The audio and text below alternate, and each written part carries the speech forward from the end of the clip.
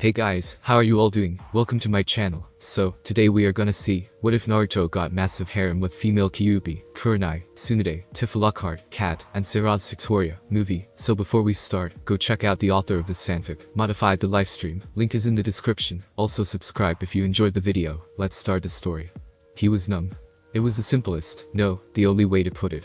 Shock, rage, grief, pain, sorrow. Anything he wanted to feel, anything he could feel now, he couldn't. Hundreds, thousands of questions rang out through his mind, but one was the most prominent among all others. Why? Why him? Why did he have to suffer? Why was he chosen for this burden? As he searched his mind for an answer, a pair of enormous blood-red eyes with vertical, pitch-black slits for pupils watched him intently from behind massive gold bars, resembling a cage, and etched with tiny, intricate arcane seals.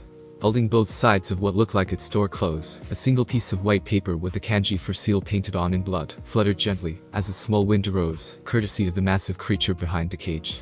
What will you do, child? Will you allow these pathetic mortals continue to harm you, or will you release me from this cage, this seal, and allow me to kill them all? Growled a deep voice. Startled, cerulean eyes gazed back into crimson eyes, while massive lips pulled back from around the demon's muzzle, bearing pure white fangs the size of Xanthus and a malevolent grin. The Kyuubi no Kitsune, strongest of the Bijuu demon lords, a massive kitsune whose 9 tails gave it unfathomable power. With a single tail smashed onto the earth, massive earthquakes would result. With another flick of its tails, tsunamis would form to crush all those foolish enough to stand in its way with a watery grave, while another flick would create tornadoes, and even hurricanes to blow anyone away, or shred them into mangled pieces of flesh. 5 blades of wind. As the massive kitsune watched the child, and its jailer contemplated its offer, it laughed silently to itself. The child actually believes I will help him after he releases me. Ha. I kill him just as quickly as I would any other pathetic human, and even quicker still for being my jailer. Kitsune's grin widened as the child walked forwards, head bowed, and his blonde bangs covering his eyes. Excellent, child. Come closer to the gate, where the 2 doors are joined. You will find a paper with the kanji for seal. Remove it from the gate, and I shall destroy your enemies. Will you bathe in their blood, the blood of all those that have harmed you? When Naruto reached the cage, with but a single motion of his small hand, tore off the paper seal, and watched silently as the massive golden bars of its cage creaked open. Kitsune laughed, as it was freed by an ignorant child, but, as it walked forward from its prison, it became curious. The child had remained still and silent, not uttering a single word after freeing it. Then, Kyuubi felt it. What is this? This power, why, no, how is this power so much stronger than my own? As the Kyuubi watched in growing horror, as its power was drained, massive amounts of its blood-red chakra seeping from its massive body, torn away painfully, only to be absorbed by the small, silent blonde child in the middle of the massive room. It surrounded him in a vicious vortex, creating a miniature tornado of power with its chakra. The Kyuubi roared in agony, as its power was stripped from it, but changed to screams, as it grew smaller in size. As its power deteriorated, once it reached the size of a horse, it began to glow red with its chakra, before taking a humanoid form. As the light died down, Kyuubi's true form was revealed. Crimson hair, the color of fresh blood, spilled down its back past its eyes, where it lay pulled around its kneel form. A large bun lay at the back of its skull, holding much of its hair back. Holding the bun together were 2 pairs of hairpins. They were 9 inches in length, and each was tapered to a point, much like that of a needle, while at their opposite ends, small kitsune heads sat. 2 of them were pitch black in color, the kitsune head's eyes having small, red rubies for eyes, while the other 2 were pure white, and held small, blue sapphires for eyes, and their colors violently contrasted with one another. The pins were placed so that they crossed one another, the 2 black pins near the top of the bun, the 2 white pins placed at the bottom. The crossing created an X shape, the black pins the top points of the X, the white pins the bottom 2 points of the X. While this made one massive X, the individual pins crisscross one another, as well, creating 2 pairs of smaller X, though the bun hid this double feature from sight, revealing only the bigger, easier seen X. As the chakra disappeared completely, the rest of its form was revealed. The eyes, the color of rubies, with pitch black, vertical slits for pupils, held horror, fear, apprehension, and, though it was hidden, slight curiosity. They were outlined in black, the edges thicker and darker, and tapered to a point at their ends. Think of Naruto's eyes, after he enters his one-tail mode. Her face was very beautiful, with a healthy tan for a complexion, and no blemishes. Along her cheeks ran 3 pitch black slash marks similar to that of her host's, though hers were thicker, and started at the ends of her cheeks, and tapered to a point. Naruto's marks, after attaining his one-tail mode. She held an incredible bust, around an F cup, and wrapped tightly around her hergless figure was a blood-red kimono outlined in gold, while gold slash marks, 1 foot in length, ran the length of the cloth from its shoulder, chest, waist, and to the ends of her sleeves. However, the kimono itself was stretched to the limits due to her bust size, though it made her all the more desirable. However, despite her beauty, the look on her face was anything but alluring. The horrified look on her face, however, could mostly likely be attributed to not the child she was facing, but the dark silhouette towering behind him. Though her bloodline allowed her massive power and many advantages in battle, her other gift, that of being born with a unique condition, had helped her survive just as well as her bloodline. This gift was that of foresight. It allowed for her to see the future, though it was through small glimpses, and only things that would affect her, no matter how much she tried willing it to be used whenever she desired. The future self of her host, however, terrified her to her very core. It stood over 6.5 feet tall, the shadow covered from towering not only over the boy, but even her 6'1" frame, as well. Judging from its mass, it was built heavily in muscle, ones that were thick and sleek, designed for speed, but also able to provide huge amounts of raw strength, even when they were compacted. While such features were intimidating, they would never normally give Kyuubi a reason to pause. The many 9-foot, pitch-black tails fanning out from behind its back, along with the black kitsune ears at the top of its head that made her worried. However, even beyond these features, it was the monster's eyes she feared the most. They were a deep dark shade of crimson, much darker than even her own, and held a pitch-black vertical slit pupil in the middle of his eye. Its eyes radiated so much rage, hatred, and bloodlust that she was actually frozen in place. The Kyuubi no Kitsune. Frozen in place by Mirecho's possible future self. It was ludicrous. No joy, no happiness, no sign of even a sliver of positive emotion. The only thing his eyes spoke of was death. Death. The small whisper that escaped the child's lips. Death to the traitors. Death to the hypocrites. Death to my father. The blonde whispered, though he spat the father like one would a curse. Death to these bastards for what they've done to me. I wouldn't be their punching bag anymore. The blonde muttered, before stopping suddenly. Zero. No, I think it's time this village sees the difference between the Kyuubi no Kitsune and Naruto Uzumaki, the village sacrifice. He replied calmly. As he lifted his head to stare into Kyuubi's own eyes, she felt herself shiver at his new appearance. Cold, dead cerulean eyes with a vertical pitch-black slit for a pupil bored into her own. The 3 whisker marks on each of his cheeks had elongated and thickened into slash marks, and darkened until they were blacked out once again. Think one tail mode Naruto's whisker marks. He had a great increase in his muscle mass, his former malnutrition-suffering body now bulked up and covered in sleek toned muscle. His height had increased several inches, giving him an extra 6 inches to his short frame, making him one of the tallest children of his age group.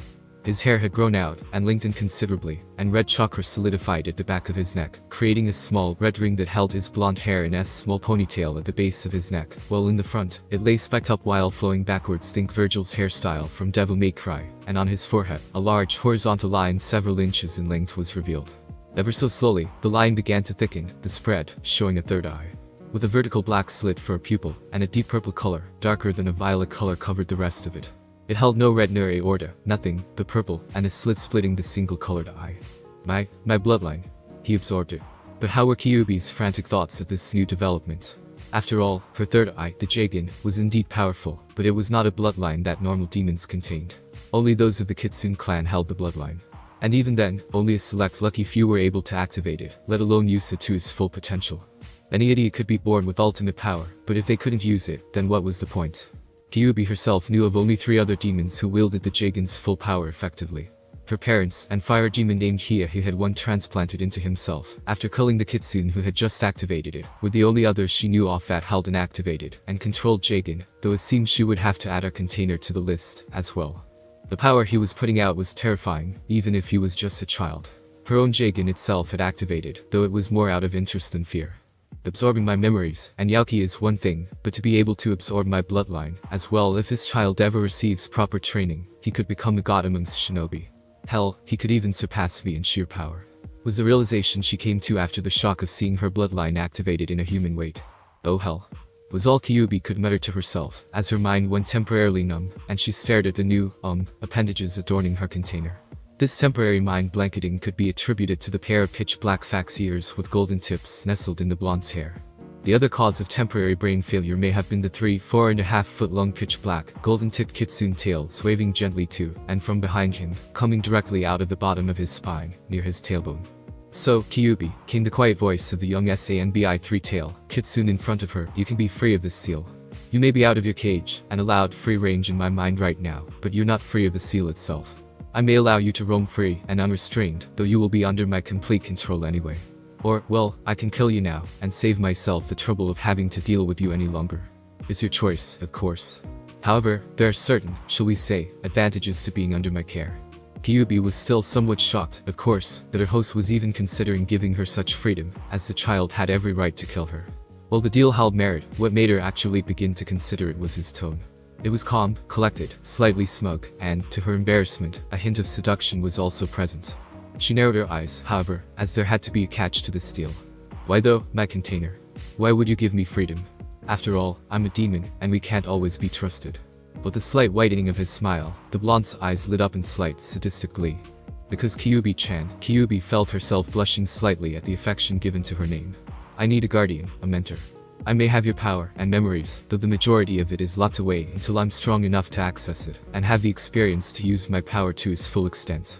That is what I want you for. Train me, and be free, or refuse, and I'll kill you. Sighing to herself, but chuckling slightly, Kyuubi gave her reply with a sadistic grin of her own. As you wish, Naruto-sama. The demon replied with a smug grin. Lifting his hand up, Naruto beckoned to Kitsune with his finger. Come to me, Kyuubi-chan. With an oath of blood you will be rebound to me, until death, Kyuubi, and in return, you shall be given the freedom you have sought from this accursed seal. As she approached him with a sensual sway to her hips, she mentally pouted, as he showed no reaction to her blatant flirting. Any other male would have gone into cardiac arrest, and it was impressive that he hadn't lost even a single drop of blood. Regardless of his age, he should have been unconscious from being bloodless. But well, I'll just wait until he's older. After all, I've never met a male that would terrify me to the point of being submissive. It's making me feel hot. How shall this pact be made, Naruto-sama? The pact that tethers my soul with your own using the Shikifun is a pact with a Shinigami. How do you intend to break it? Kyuubi questioned lightly with a slight smirk. She was intensely curious about what kind of pact could break such a powerful one. Simple, Kyuubi-chan. You make a more powerful pact, one that will outweigh the Shinigami's pact. With a small smile, Naruto removed his black shirt and then his underarmor. Bite me. He replied simply. Why the hell do you want me to bite you? The confused demon growled out in shock, before snapping her mouth shut, as her container held up a hand to silence her. Right here. This is where I want you to bite, he paused, pointing at the juncture between his neck and shoulder on his right. After my blood is absorbed into your system, a new seal will be used to bind you to me, and it will easily destroy the contract the Shinigami has with my father, that is used to seal you currently. Very well, child. Kyuubi replied. She then sank to her knees, kneeling low enough to look him straight in the eyes, and she searched them for any signs of hesitation. She found none. Moving her eyes down to the blonde's neck, she stared at the juncture that he had pointed out before. Narrowing her eyes slightly, Kyuubi licked her lips slowly before opening her mouth to reveal her fangs. She then slowly craned her neck down, and placed her fangs on his neck, before gently piercing his throat with her fangs. Feeling the warm, coppery, and surprising sweet flavor of her container's blood on her tongue, she swallowed it with a small gulp. Immediately after she had ingested the child's blood, all hell broke loose. Konogakure.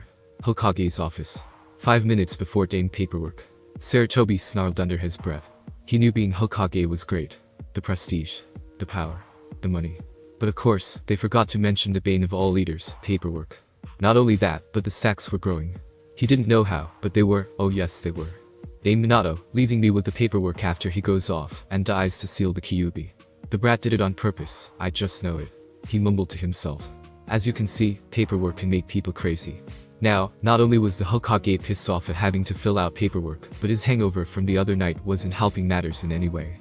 Please, please, please. I don't care what it is, invading foreign shinobi, the apocalypse, monkeys jumping on trampolines, just something, anything, get me the hell away from this damn paperwork from hell.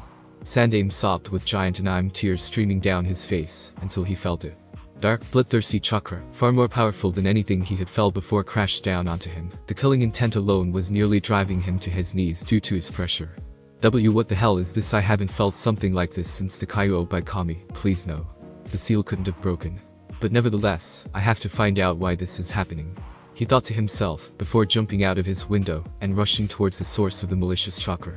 As Sarutobi stopped a few houses away from Naruto's home, he watched in shock and horror, as a maelstrom of blood-red chakra swirled violently around the child's apartment, kicking up winds and dust, and shielding whatever was happening inside. As the aging Cage watched silently, ambush around a single squad of Chunin, who from the looks of them had been in a fight recently, judging from the blood splattered over their uniform. Shit. Were the only words he could utter, as he came to a horrifying conclusion. They had to have attacked Naruto, and the chakra tornado that had formed meant the Kyuubi was most likely healing Naruto, or it was using its yaki to try and escape its prison. However, as he was about to command Anbu to back him up, the chakra tornado died down, and the killing intent all but vanished. Now, however, the chakra had become concentrated, almost as if it was trying to hide itself. Taking a glance at two of his platoons, Sarutobi discreetly motioned for two of the captains, identifiable by the red ribbons around their arms. One held a white Inu mask, and had spiky, silver hair, and the other held a white Nico mask, with long purple hair that reached mid-back. As both captains approached, they saluted their cage, and stood at attention awaiting his orders. Stand down. Both relaxed, but still held the tenseness of a trained shinobi, ready to fight at a moment's pause. What are your orders, Hokage-sama? Both captains asked in unison. Hold yourself in reserve behind me, and follow. However, do not, I repeat, do not attack Naruto under any circumstances, unless I give specific orders. If he's safe, but afraid, and is using the Kyuubi's chakra on instinct, then I'll calm him down. If Kyuubi's controlling him, then I'll try to reason with it. If not, then I will try to do what is necessary for this village. Yes, sir. Both Anbu saluted, before following their leader, as he landed in front of Naruto's apartment door. Quietly opened the door to the youth's apartment, and they found themselves sickened at his condition. Clothing was thrown around, holes dotted the walls, kunai still lay embedded into the floor, and walls mortar. A table was broken in half down the middle, the window to his left was shattered, and to his growing horror, the area was quite literally painted with blood, streaks on the walls, splatters at the windows, and there were puddles all over the place, the largest several feet in length, which sat in the middle of his living room. However, it gave him some hope when he saw bloody foot and handprints streaking towards the child's bedroom. Sarutobi prayed to Kami that Naruto was still alive, as it seemed even after losing so much blood, he was able to crawl to his room. As the old man crept towards the room's door, he stopped dead in his tracks, as a massive chakra signature appeared on the other side of the door, one that far outclassed his own. Giving a signal to his Anbu, he gently twisted the door handle, and pushed it open. The sight that met his eyes made his heart stop in fear. An incredibly beautiful and attractive woman with blood-red hair sat in a kneeling position, the crimson kimono with gold highlights wrapped tightly around her body, both showing of her curves, and an incredible bust, one that could easily beat that of his former student Tsunade's chest, and it highlighted her hair and red eyes. It was open slightly at the front, giving a good V shape that revealed some of her cleavage. A thick black choker, though it looked more like a dog collar, was clasped around her neck, and a pure white chain was attached to his front, while trailing down several feet to the floor, before snaking its way up her right thigh, and into Naruto's small hand. The child himself was seated on her lap, snuggled securely against her body, the back of his head resting comfortably on her upace. She had her arms wound around his neck in a comforting manner, as if both protecting him, and to show affection. Naruto's unoccupied left hand was resting on her other thigh, slight stroking the fabric of her kimono, while his new ears twitched each time the woman's breath caressed them, and 3.5 foot long pitch black tails with gold tops sprouting from his back were curled around the woman's waist. Sarutobi was apprehensive about Naruto's new changes, but the blood-red kitsune ears with gold tips, and the 9 lengthy red tails with gold tips fanning out from the woman's back, scared him a hell of a lot more than Naruto's new appendages. As Naruto calmly gazed at the rapidly paling Hokage, a small glint made its way to his icy, slitted blue eyes, as he calculated the odds of himself and Kyuubi surviving now that she was out of the sea. However, a sudden thought came to him, and a devious plan began to manifest in his brain, at how he could use the situation to his and Kyuubi's advantage. Hey, old man. Startled out of his thoughts, the old man glanced down at Naruto's face, and began to sweat at the look on his face. He was frowning slightly, but it was scaring him more than he would readily admit. I think you and I need to talk. Especially about Kyuubi-chan. Kyuubi-chan. Squeaked out the Hokage, both confused and terrified that he was referring to a creature of unparalleled power, and as bloodthirsty as they come with a term of endearment. Hi, I believe it's time I learned the whole story about the Kyuubi attack, such as why I, an orphan, was chosen as a sacrifice to become Kyuubi-chan's prison, and not another newborn child, such as one that had a family. In return for such information, I will tell you why Kyuubi-chan is free, and why Konoha is in no danger. Well, unless you piss me off, of course. Then I'll just let Kyuubi-chan slaughter you all. Would you like that? Questioned the blonde quietly, as he tilted his head up to look at Kyuubi, who smiled viciously, baring her fangs at the humans in front of her. Oh yes, indeed I would. Only with your permission, of course. She spoke back quietly enough, so that the shinobi in front of her wouldn't hear her. She'd gotten the double meaning of his words, but the others present hadn't. Of course. The blonde replied quietly, before turning back to his guests, his own face lighting up with a psychotic and bloodthirsty grin, one that eerily resembled the Kyuubi's. As such, the Sandaime and the Anbu were scared shitless. Before we discuss this in my office, Naruto-kun, who are the women behind you? Sarutobi asked, though he hoped Naruto couldn't detect the slight tremor in his voice. After all, the boy had incredible detection skills. Losing his smile, Naruto simply gazed coolly at the trio, and only a small upturn of his lips signified his amusement at the question. You don't know? You really don't know? Shame really, you would think that the whisker marks and blood-red eyes would help. Hell, even the kitsune ears and 9 tails coming out of her spine would be clue enough. He replied dryly. At the trio's confused looks, or postures, in the Anbu's cases, the child's eye twitched a bit in irritation, and with a sigh gave them his answer. The hot woman I'm currently using as a seed is the Kyuubi no Kitsune, you twits. The confused shinobi stared for a bit, before Saratobi's mind couldn't take any more stress for the day, and promptly shut down. Included in the fainting was his 2 Anbu captains, Yugo Yuzuki and Kakashi Haddock, who despite both being freshly instated as an Anbu captain, and working as one for several years, respectively, they had seen and been subjugate to too much shit for one day. And probably collapsed, and joined their Hokage in the La La Land. Both Naruto and Kyuubi sweat dropped, as the 3 adults slumped bonelessly to the floor in a dead faint. Was it something said? The blonde questioned innocently. 10 minutes later.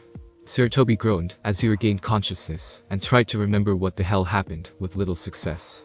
His musings were cut short, as he felt a small foot kicking him hard in the side. Boy, wake the hell up, old man. We got business to get to, and information to explain and share. Wake the hell up. Naruto all but screamed into his ear, nearly deafening him, along with emphasizing each word with a harder kick to the ribs. I'm up, shouted Saratobi, as he slowly climbed to his feet, staggering slightly due to his mental facilities, still trying to reboot from his fainting spell, and the deafening of his eardrums, courtesy of an overly loud and impatient blonde. He noticed he was in his office after checking his surroundings, and gratefully collapsed into his overly large and extremely comfy chair, before turning his gaze to the pair of kitsune. Kyuubi herself was seated sedately in a chair in front of his desk, her smooth legs crossed in front of her, and her lap had been confiscated and was being used as a seat again for Naruto. This time, while her arms were encircled around his neck, her head rested lightly on top of the blonde's, watching not only the Hokage himself, but her ears twitched occasionally, and swiveled around, listening to both Naruto, and for intruders, or anyone else that was stupid enough to interrupt them. Saratobi felt his eye twitch, however, when Naruto's attention was not on him, considering the blonde had kicked him awake, but was preoccupied with one of Kyuubi's fluffy tails. He held it lightly in his lap, and was running his hands through the fur, its coloring similar to that of fresh spilled blood, and it looked like he was enjoying himself immensely with the activity. Kyuubi herself also seemed to enjoy it, with the glazed over look in her eyes, and a small blush flitted across her face, though neither of them noticed, and squirmed slightly in her seat, while being barely able to bite back a moan, as he hit a very sensitive part of her tail. So, why is the Kyuubi out of the seal, but not a threat to Konoha, Naruto-kun? The man questioned lightly. Naruto answered vaguely, as he looked up from the tail he was playing with, not registering Saratobi's question, or that his stroking was having interesting effects on Kyuubi. Oh yeah. Several emotions flew across his face, going from surprise to deep thought, and then revelation. Well, some stupid, idiotic lame-ass motherfucking bastards of Konoha Chunin decided it would be a good idea to break into my home, trash the place, torture me for a while, and then try to kill me. I blacked out after they finally gave up trying to kill me by ramming kunai through my heart, lungs, stomach, and brain, or simply trying to get me to bleed to death, before the next thing I know I'm in front of Kyuubi's cage. He stopped to take a breath, before continuing. I, being stupid at the time, asked who she was, and she told me who she was, and all about the ceiling. She then offered to slaughter everyone in the village if I released her, and I did. Unfortunately for her, I just so happened to be so pissed off at the moment at this village for what they've done to me, that I decided she wasn't going to destroy it. Only I had the privilege of seeing Konoha burn. So, somehow I absorbed her powers and memories, and she reverted to her true human-like form, the one I'm currently sitting on. I then gave her a choice. She could either be completely free of the seal that bound her to me, somewhat, and teach me to use my new power, or die. She chooses freedom, so here we are. The blonde finished. What was the exact deal you made, Naruto? As far as I know, she was sealed using the Shinigami's Shiki Fusion seal, and the Yondaime soul, and I was told escape would be impossible, and she would die when you would die. Easily. The blonde replied smoothly with a small grin, though there was little humor present in it. I created a new pact between us. She was bound inside of me, but the new deal still keeps her soul bound to my own soul, but allows her to have complete access to the outside world. For all intents and purposes, Kyuubi's basically my slave. She can walk around outside in the real world, eat and drink to her heart's content. Hell, she can go on a killing spree if she wants to, so long as I give consent. However, if she goes against my orders or tries to betray me, the seals on the collar around her neck will activate and immobilize her with pain. Each seal is represented by a different kanji, each inscribed into the collar by my blood, burned into the leather, and have become permanent seals. Each of the seals represents different parts of the pact. The kanji for mind represents her thoughts, allowing me to read hers anytime I wish, but only if the seal itself senses hostile thoughts about me. The kanji for body represents her physical body itself, her real one, and I control this through pain. As I can torture her, she disobeys me. The kanji for soul tethers her own to mine, forming a permanent link that connects us, and this bond allows me to know exactly where she is, as well as modifying the part where her soul would have been devoured by the Shinigami, but is now chained to me permanently. The final kanji, blood, represents the full pact between us itself, which binds her will to mine. Her body, her mind, and her soul are bent to my will. I can torture her for anything I want, but I can also give her the greatest pleasure by allowing her to kill and slaughter. Her will is completely bent to my own, but she has her body back, and is outside in the real world. Solitude in the darkness, or servitude in the light. What would you have chosen, old man? Sarutobi was awed at not only the complexity of the pact, but also how enticing Naruto had made it seem, considering the circumstances between the two. He himself would most likely be taken to become his slave, if for no other reason than for his sanity. Solitude or servitude indeed. So then, Naruto, you wanted to know why you were chosen to be in Kyuubi's prison? He asked nervously. Correct. I want to know if it was for a noble cause, or a total bullshit answer, such as no one cares about an orphan, so that's why I was picked. Sort of cliché, don't you believe? Sighing to himself, Sarutobi wearily left his chair, and approached the previous cage's porters, before stopping in front of Yandame's frame. Forgive me for what your legacy is about to learn, Minato. I don't think he'll forgive you for cursing him with such a burden. Let us both hope, however, that he doesn't level the village after he sees why you choose him as the vessel. Forming several hand seals, Sarutobi slammed his hand into the painting while discharging chakra, and a set of bright green seals appeared on the portrait, before a section of the wall next to it melted away, revealing a small scroll.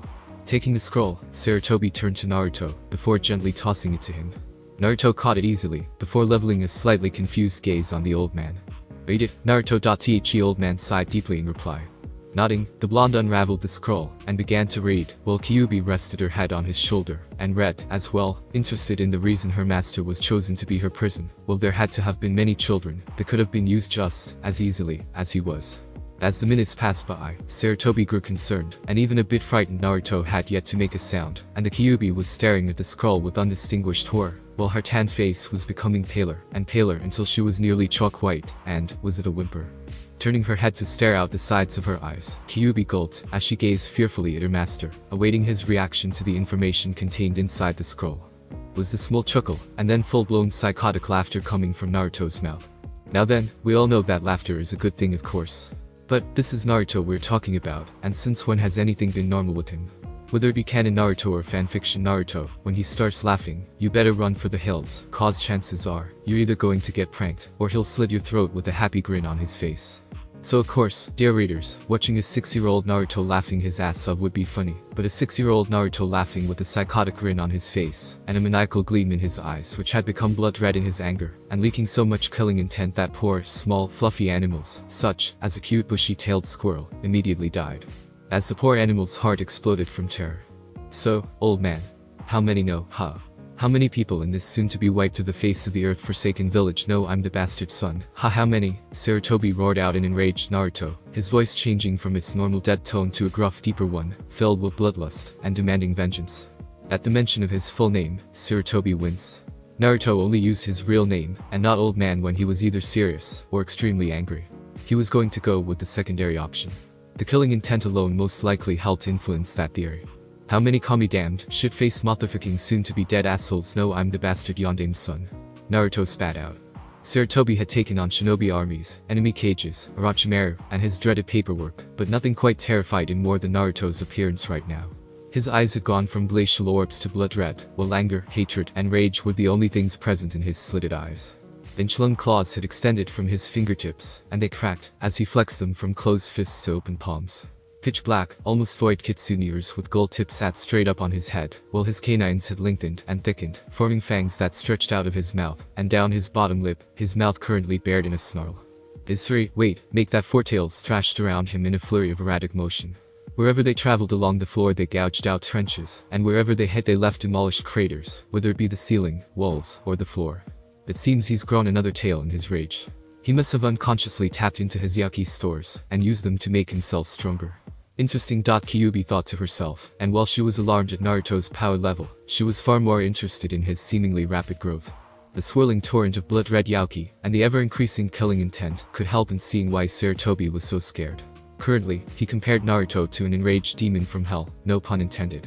Taking a deep breath, the Sandaime quietly answered the enraged boy's question. The entire council, my 2 former teammates, who are now the 2 highest advisors besides me on the council, the heads of the major Konoha clans, along with Danzo, and his root unit, a few older Anbu members, and my 3 former students, the Sannin, made up of Jiraiya, Orochimaru, and Tsunade. Their apprentices, Anko Mitarashi and Shizune may know, but I'm not sure. Several Jonin and Takubetsu Jonin know, and so do a few of our Chunin, but beyond that, your heritage was kept a secret, though the knowledge of your tenant is known by most of the civilian and shinobi population, though the youngest children and the majority of our genin are unaware. Immediately after his last words, the chakra storm died down, and the killing intent was ruthlessly crushed.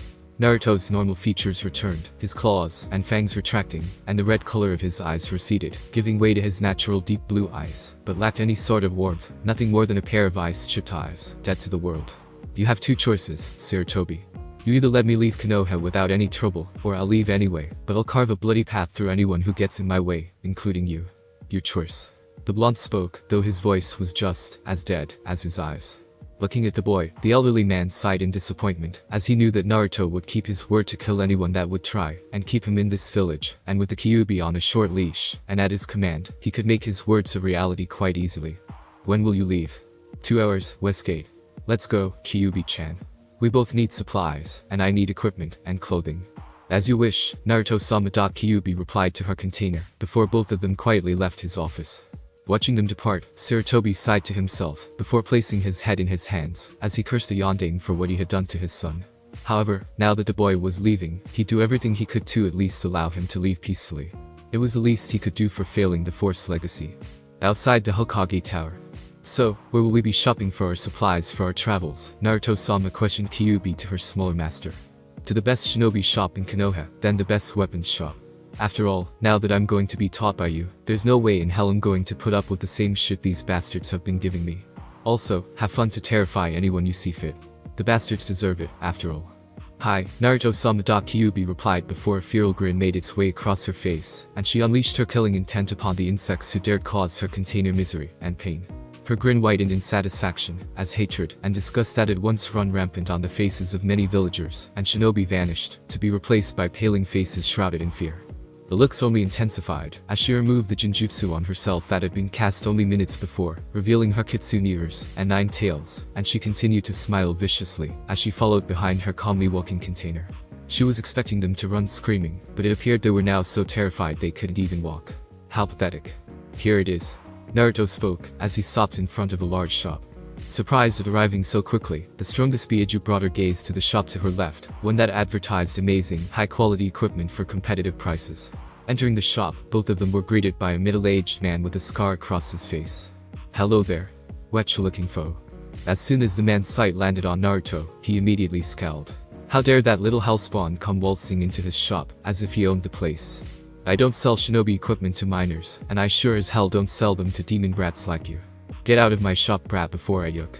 The rest of his sentence was cut off, as well as his air supply, as a clawed hand wrapped itself around his throat tightly to silence him, courtesy of an enraged Kyuubi. Lifting the man up, and slamming him into a wall with enough strength to send several racks of Anbu armor clattering to the floor, she began applying pressure, as she squeezed the man's throat, to show her displeasure at the shop owner's attitude towards her master. Listen up, you pathetic bag of flesh, she hissed, because I'm only going to say this once. You will treat Naruto-sama with respect, or I'll tear your throat out, and then hunt down the rest of your pathetic family, so I can slaughter them. Naruto-sama is here to gather some equipment before we leave this pathetic hellhole, and you'll never see us again. She growled, before continuing. Everything we take will be of no cost to us, and you won't make a sound until we leave, is that clear, mortal? She spat, baring her fangs in a snarl at the now sweating shopkeeper. She received a faint, terrified nod while he tried gurgling out a reply. She got the answer she wanted, and proceeded to drop him like a sack full of bricks. With a final glare that cowered the whimpering owner, Kyuubi turned around and watched silently, as her master proceeded to find what he wanted for their journey. His own eyes swept the racks and walls with a calculating gaze, and he snatched several dark-colored clothes, and quickly vanished into one of the changing rooms. When he had returned several minutes later, she raised an eyebrow, as she took in his new attire, and her lips quivered slightly in a smile at just how good he looked, considering his age. Black combat boots covered his feet, and were covered with small white shin guard plates. Black and gray camouflage pants covered him from the waist down, and the slight jingle they gave off as he walked towards her betrayed their extra protection, as it seemed they'd had chainmail sewn under the 2 layers of cloth. The cloth itself also helped insulate him from both water and for trapping and releasing heat. A steel fishnet shirt covered his torso and biceps, while a miniaturized Jounin vest, pitch black in color, covered his chest and back, but had been left unzipped, allowing for his abs and chest to be examined. Black, fingerless gloves with metal plates on their backs covered his hands, while black Anbu-style gauntlets covered his arms. Wrapped around his waist was a medic nin's belt, carrying pouches that could be used to hold supplies or medical tools. A black headband completed the look, hiding his Jagan eye and keeping his hair out from his eyes. The kid was going to be one hell of a lady killer when he got older, if he looked this good as a child. And Kyuubi was going to take an interest in making him into a clueless one, one that would make any female swoon, but be completely innocent. For a while, anyway. It would be a hell of a lot of fun. Turning his own gaze to Kyuubi, Naruto asked her a question. Anything you want? Kyuubi blinked in surprise, before a large grin split her face, and she immediately began happily rummaging through the women's section, and he waited silently for her, as she vanished with an armload of clothing into the females' fitting section. A quarter of an hour later he had his answer for his previous question. Turning his slitted eyes towards her, Naruto was surprised and pleased at her new wardrobe. Where she once wore a blood-red kimono, a new black kimono stood wrapped around her incredible figure, and if he didn't know better, he could have sworn it was smaller than her last outfit. It had gold outlines, and a gold Chinese dragon wound its way around her body. It began by rising up from her right hip to under her right upai, then cut through between her upace, and wound its way up until its head rested on her right shoulder, while its tail wound its way down the hem of the kimono, from top right to its bottom left end. As she twirled around, he found the rest of the dragon. Its tail traveled up from the back's bottom left, from his point of view, to rest just above the junction where her 9 tails fanned out from her outfit. Her black choker had transformed more into a choker of sorts, becoming thicker and higher, taking up more of her pale neck, its blood-red seals easily visible, though a white metal chain link was now clasped at the front of it. While she had previously walked barefoot, she now had white obi socks on her feet, which were easily visible from the wicker sandals she now wore. The same sandals, and socks the Shinigami of Bleach use. Her new kimono was in actuality a full battle kimono, one that was created by use of steel fibers. It was a new technique in creating protective clothing, and was also known as steel cloth. This clothing technique made armor that was nearly weightless, and felt just like silk. It could be made into any type of clothing item, and besides the benefit of near weightlessness, it gave as much protection as wearing a half-inch thick plate of steel armor. It was some of the best, if expensive, clothing on the market for those whose jobs contained certain hazards. Looking her up and down, Naruto nodded silently in approval, before turning on his heel and walking out the door, Kyuubi following quickly behind him. Where to? She questioned. Weapons shop. He replied shortly. Hi, Naruto-sama. And she became silent. However, a final parting comment from Naruto would give the shopkeeper nightmares for years to come. We were never here. If I find out you told anyone we were, and I will know, I'll feed you to Kyuubi-chan as a snack. Have a nice day. Both of them took to the rooftops to reach their next destination, as it would save them on time, of which they had very little. They reached their next destination, the best weapons shop in Konoha, Higurashi Arms, in several minutes. Both of them landed softly in front of the shop's doors, before entering quietly. A man with chocolate brown hair and a small goatee met them with a cheery hello, and then went back to reading his little orange book, giggling occasionally. Alright then, 3 guesses as to what book he's reading. The first 2 don't count. Quickly browsing the shelves, Naruto stripped them of everything he found of value. Since he couldn't carry everything back, he threw it to Kyuubi, who caught it and placed it. Note. She dropped them like pieces of garbage. She's lazy. They were going to resharpen all of the weapons anyway, so who cares if they were dulled now? Them into an ever-growing pile of gear. Here was his list, as follows. 1 enormous backpack, 4 kunai holsters, 4 shuriken holsters, 4 tan supply pouches, 3 medic nin equipment pouch belts, 2 chakra knives, 120 shuriken, from the 4-pointed star ones to several fuma shuriken, 80 kunai, ranging from long-range throwers to double-bladed hand-to-hand combat ones, 40 smoke bombs.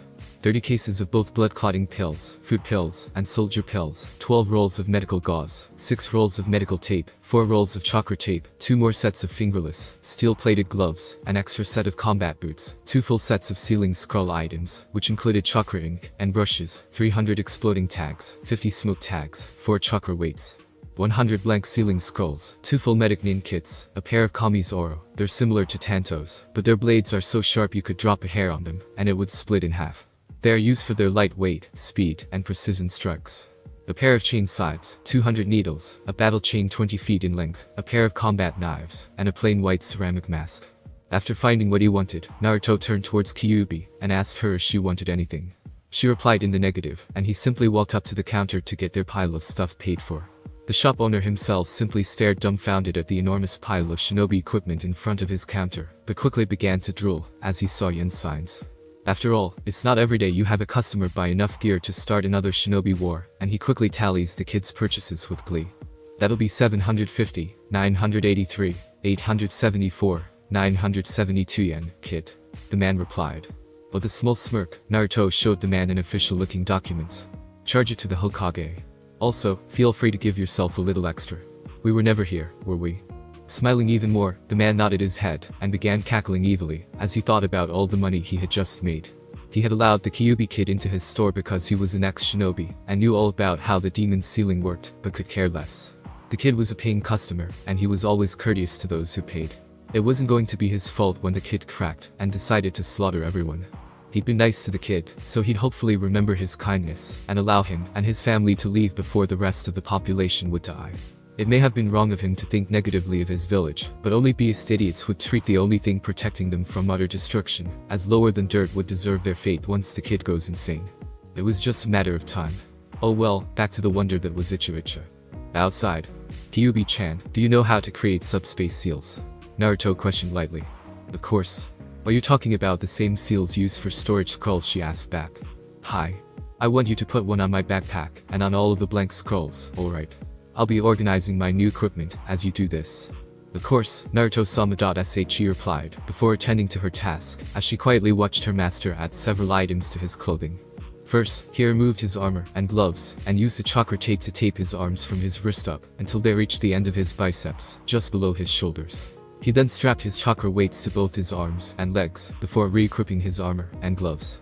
He then strapped 3 medicnin belts around his waist, with 2 of them crossing over his waist and forming an X-like loop. 2 of his supply pouches were strapped to his back hips, and the other 2 were trapped to the sides of his waist. Next, he strapped 2 kunai holsters and 1 shuriken holster to both of his thighs, with the shuriken holster in the middle and the 2 kunai holsters on opposite sides. He then strapped his remaining shuriken pouches to his uncrossed medicnin belt, added a chakra knife to each of his shoulders on his vest, and then placed his battle chain around his waist. At the back of his waist he strapped both of his kami's oro, their hilts visible at the sides of his waist, and placed in position for a reverse grip draw, and added 2 more combat knives to the undersides of his waist. After he was done, he packed the rest of their stored items, as Kyuubi had sealed the rest of their equipment into the 100 scrolls, and then sealed Thassa scrolls into a single scroll, one that Naruto easily packed away into his backpack, before Naruto left quietly, with Kyuubi following sedately behind him. Ichiraku Ramen. Approaching his favorite place to eat in all of Konoha, which was the only place he really could, unfortunately. Naruto let out a small smile, as he entered the ramen shop. Yo? Ichiroki Jiji, old man, I'll take a double order of everything you got, shouted at by Naruto. Startled, Ichiroku turned around with a large grin on his face at the exuberance his #1 customer had for anything that dealt with ramen. He was somewhat shocked, however, to discover that not only was Naruto not dressed in his trademark Kelmi orange, but in pure black clothing befitting a shinobi, while a white mask was located on the right side of his head. The half-foot growth spurt he'd seemed to have gained overnight was a shocker, as well. Completely overwhelmed with the kid's changes, the old man voiced his confusion the only way he could. What the hell happened to you? Long sorry Jiji, but I'll explain over ramen. Anything you want, Kyuubi-chan. Now, while Ichiroku was a sensible man, and didn't think of Naruto as the Kyuubi incarnate, hearing the demon's name still terrified him, and he immediately froze, before turning his eyes towards the beautiful Ridit in a black and gold kimono, towering over Naruto, and trying, but failing to keep his body from trembling, as he stared at her red fox ears. And the 9 long tails that twitched behind her. He turned quickly towards Naruto in concern, but waited, as Naruto answered his unvoiced question. I let her out after making a deal with her, but she won't hurt anyone. Unless I let her, that is. Sighing in relief, the old ramen chef smiled brightly at his customer. Alright Naruto, if that's what you say. So, Kyuubi-san, what you want? Beef ramen, please. And thank you for treating my vessel with kindness.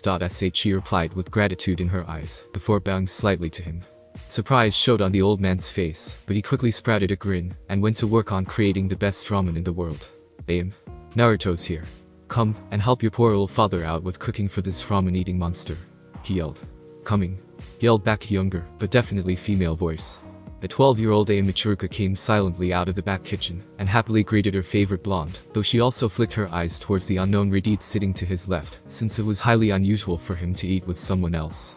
Hell, she'd never seen him eat with anyone save for her and her father as witnesses. "Heyo, Naruto-kun," the older girl yelled joyously to her friend. "Heyo, Ayame-chan," replied the blonde quietly.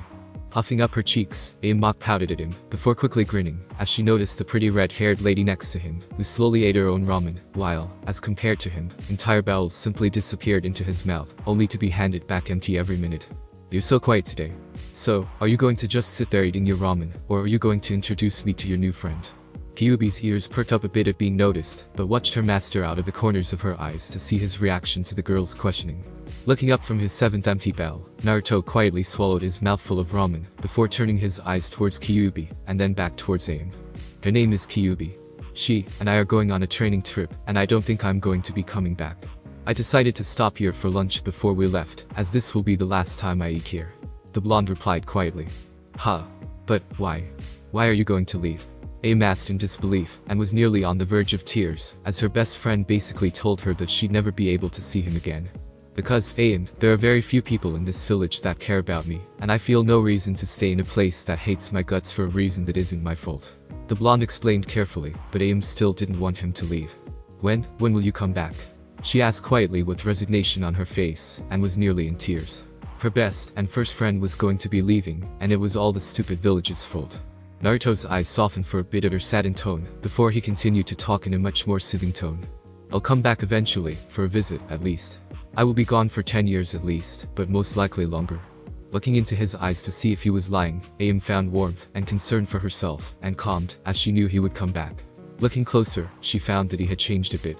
The outlines of his eyes had darkened and thickened, making them more kitsune-ish, as they came to a point near the end tips of his eyes.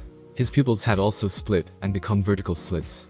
Looking lower on his face, she found that his whisker marks had become more defined, filling out, as well as growing thicker and darker, tapering to a point to become more like slash marks than whisker marks. Altogether it made him look more predatory or feral, but Ayame thought it simply made him look cuter. His hair had become even more untamed, but a pair of black lumps in his hair had caught her attention, as they had stood out, violently contrasting with his blonde hair. "Naruto-kun," she questioned, what are those?" At Naruto's own questioning gaze, she silently pointed at a spot on his head. Looking up towards the spot, Naruto smirked slightly. "They're my New Year's." Before his ears twitched and flipped up to show off the black with gold-tipped kitsune ears he now had in his possession, and, as an extra, uncoiled his black and gold-tipped tails from around his waist, where they now waved lazily behind him. He sat with a slight smirk on his face, as he waited for her reaction, as at the moment she was completely shell-shocked. And simply gaped at him for over a minute. So he simply waited. And waited. And then waited some more. She simply stood with her head bowed, and her brown hair covering her eyes. Ayame-chan. Are you Jaya?" His reply was cut off, as a pair of arms snaked their way around his neck, and dragged him into the chest of an incredibly excited ramen girl, whose high-pitched squeal of kawaii the poor fox boy simply lay in a daze, both from the squeal that had shattered his eardrums, which were currently trying to heal, and being crushed against Ayame's chest via death glove. Now, while this may make it hard to breathe for anyone, the simple fact that while Ayame was only 12, she was an early bloomer, and thus already had a decent-sized chest, well above the norm for her age, which she was accidentally using to suffocate her favorite chibi fox boy. "He's so cute," Ayame thought to herself, as he ate Huged death glumped, but currently suffocating Naruto. Now if only Naruto-kun would stay, I could make him all the ramen he could want, and then I could persuade Tsunade to let him live with us, and then when he's older we could leave. Her thoughts at that, shall we? Unconsciously tightening her grip, a small blush made its way across her face at her incredibly innocent thoughts about all the fun she and Naruto could have when he was older. Now, why would such a demure, soft-spoken, home-raised girl such as herself already know about it? Blame Ichiichi and her father becoming senile and leaving the book out accidentally, just for her to find it one day when he wasn't home to stop her from reading it. "Yo, ramen girl. Sorry to break you out of your thoughts, but Naruto-sama looks like he's on his last legs." Spoke up Kyuubi, though there was a light tone of humor present. "Ha," was Ayame's intelligent reply, before looking down. The brunette finally registered that her current target of affections, not that he knows this, was turning blue in the face, and slowly stopping to escape her grasp. Sorry, Naruto-kun." She immediately dropped the nearly comatose blonde, who caught himself on the counter, as he steadied himself, taking deep gulps of air, as he tried refilling his lungs. "Don't worry, cough, about it, cough." He replied to the fusing girl, as she apologized to him, before glancing at Kyuubi out of the corner of his eye, to see if she was ready to leave. She silently nodded, and he bid farewell to the Ichirukas, allowing only one more death for Ayame, as he promised her that if he ever returned, she would be the first one he would visit, before both Kitsune demons left towards the west gate. Walking the final street towards the west gate, both Kitsune were gathering stairs, and killing intent from shinobi, but were given distance, considering the demon brat looked dressed to kill. And while the woman beside him was jaw-dropping gorgeous, the killing intent she was generating was surreal, as it was both enormous and frightening as hell. No one was stupid enough to approach the pair, and they had little trouble on their walk, at least until a few rowdy shinobi decided to make it their business to mess with the pair. "Oi, demon brat. What ya doing alls about your lonesomes like this, eh? Sees ya's got's a nice lady friend, she's ya's caretaker of something," spoke up one of the shinobi, though his slurred speech and unsteady form told her easily that he was drunk. Narrowing her blood-red eyes at the drunk ninja, as she could smell the alcohol from here, before speaking in a commanding tone, one that brooked no argument, and allowed an easy access for her anger. "Listen here ninja scum, if you even think about touching Naruto-sama, you'll pay dearly for it," she growled out from behind clenched teeth. After all, it wouldn't do to lose her temper with such a pathetic waste of flesh as them, would it? They were no more than insects compared to her, and were not worth her time or energy. You bitch." All the shinobi's threat was ended with a gurgle, thanks to a pitch-black tail that had violently torn its way through his chest, and out through his back, splashing several shinobi behind him with blood and gore. Naruto had enough of the shinobi's mouth, and had silenced him permanently. Turning his head towards the now terrified idiots, Naruto's currently blood-red eyes glared at them, while crimson chakra and killing intent seeped from his body. "Listen up, bastards. You can insult me all you want, since I'm going to be leaving anyway, and I won't have to deal with you pricks anymore. But the moment you decided to lay a finger on Kyuubi-chan, I'll kill you all myself, and raise Konoha to the ground. You got that, shit," he roared. The assembled drunk sobered up quickly, before rapidly nodding their heads, and retreating. Flicking his tail, Naruto flung the currently skewered shinobi off his tail, body landing against a building, before sliding down into a bloody heap. Then, both Kitsune quickly continued their trip. Konohagakure. Westgate. With his hands clasped behind his waist, and flanked by 2 squads of Anbu, the Sandaime Hokage waited apprehensively for the return of his favorite former ball of sunshine, and his new servant to show up for their appointment. Turning his head slightly, he watched as both Naruto and the Kyuubi approached him, both of them wearing new attire. Naruto was in full black, and looked like he could take on an entire shinobi nation, and the Kyuubi had replaced her red kimono with a black one with a gold coiling Chinese dragon design, which enhanced her red hair and eyes, and revealed just a bit more of her bust than the last one did. Taking his eyes of Naruto, Sarutobi let out a small sigh, as his thoughts became depressing. His surrogate grandson was about to leave, and there was nothing he could do about it. "When will you be back?" he asked quietly. 10 years. 20 years. Maybe never. Most likely never. However, you send Anbu after me for any reason, and I'll come back for no other reason than to wipe Konoha off the face of this earth. Is that clear? Nodding grimly, Sarutobi, as he tried memorizing Naruto's face into his memories, as he would most likely never see the boy again. With a slight nod to Kyuubi, Naruto shouldered his pack, and turned away, Kyuubi following him steadily alongside him. Watching the two depart, Sarutobi promised himself that if Naruto ever returned, he would be welcomed with open arms. It was time for the god of shinobi to show Konoha why they should have listened to him in the first place about Yondaime's will. Ahead of them, both Kitsune covered quietly. As Kyuubi posted a question, she would invariably change the fates of many people around the world, from the major shinobi villages, to the elemental countries, and several key players in the years to come. "Where are we going, Naruto-sama?" His own reply was quiet, and he would speak little until they arrived. To Suna, Kyuubi-chan. Sunagakure. Two unimportant Suna-chunins stood outside the gates of Sunagakure, and were bored out of their minds. Now then, it is well known that a bored shinobi is one of the most dangerous things in the universe. Here are just 3 reasons why. You could write a book about why that is, and never finish it in your lifetime. It would not only take too damn long, but be a complete waste of your time. Just trust me on this. That's why shinobi are always on missions or training. If they don't, they'll get bored, and start inventing things that can make other shinobis' lives a living hell. Here are 3 reasons why. 1. It was a bored shinobi that invented the Kabaku Futa, exploding tags. As such, not only did shinobi now become explosion-loving maniacs, but the tags could also set things on fire. Thus, the birth of pyromaniacs. 2. It was a bored shinobi that first found out how to create ninjutsu, and probably burned down his arch-rival's house with an overpowered Kaiten jutsu. Thus, every shinobi now wanted to learn the cool, flash, and ninjutsu that could burn down their enemies' houses. This is also another possible reason for the birth of pyromaniacs. 3. It was a bored shinobi that invented genjutsu, which allowed a shinobi to cast illusions that could confuse their enemies and make them see or sense things that were not real. Or make them think they were on fire. Or they were chickens. That's always fun too. But enough about what horrors bored shinobi can invent, and get back to the good stuff. Like the currently bored Suna shinobi. Shudder at the thought. As it was, a pair of Suna chunin had decided that watching an endless desert of sand was boring, and were now in a competition of who could win a Jan Kenpo, Japanese rock paper scissors. They were currently at a tie, 1,237 times they used the same hand. Both had used rock for some reason. Idiots, you never used the same hand twice. Their game was cut short, as well as their boredom, as they spotted a pair of black dots moving their way across the sand. As the dots approached, they began to take the shapes of two people, though one was noticeably shorter. As the distance decreased, the guards' jaws proceeded to drop lower, and they felt themselves begin to drool at the sight.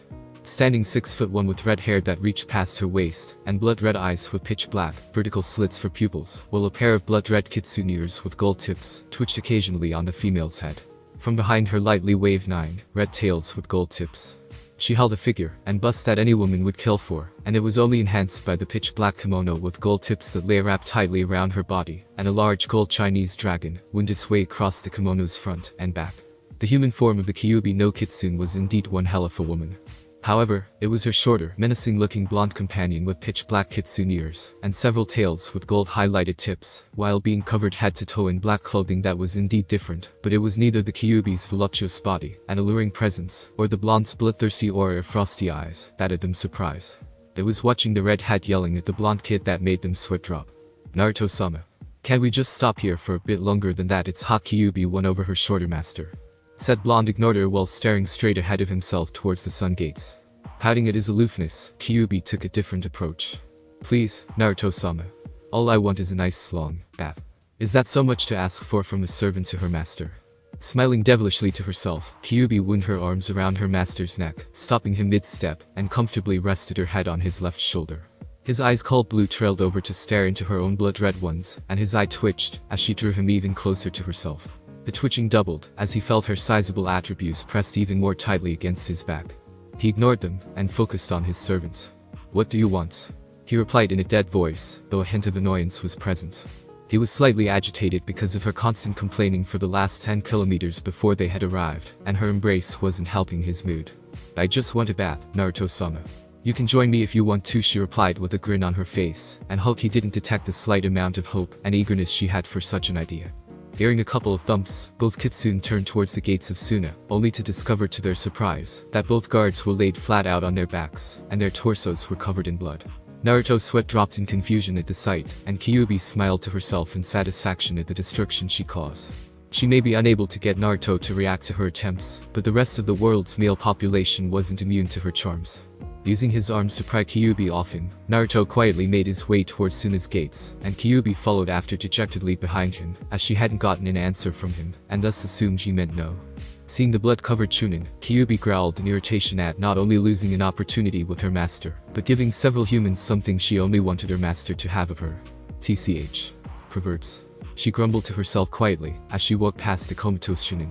Keeping her eyes on her master, she blinked and was surprised as he suddenly stopped outside of a large hotel and quietly gazed up to it. Turning to her, Kyuubi blushed slightly and held back a gasp at the calculating look in his slitted, cerulean eyes as he locked eyes with her own bloody ones, and he seemed to be quietly searching her for something, though she hadn't the faintest idea why. She felt herself quiver slightly, and her pulse quickened as his blue eyes held her own captivated before he quietly broke their staring contest. Watching with a slightly dazed expression on her face, Kyuubi stared silently at her master as he sighed, before he looked back up to her with his normal, icy eyes. After we get checked in, you can take your bath. After that, I need to go. The rest of his sentence was cut off by a position any straight male would kill for, although he could do without the suffocation, as Kyuubi buried her master's head in between her attributes in happiness at getting her well-deserved bath. In her opinion, anyway. Taking his smaller hand into her own, Kyuubi happily dashed into the building, intent on checking in early and attending to her well-deserved bath, even as she dragged an unamused blonde behind her.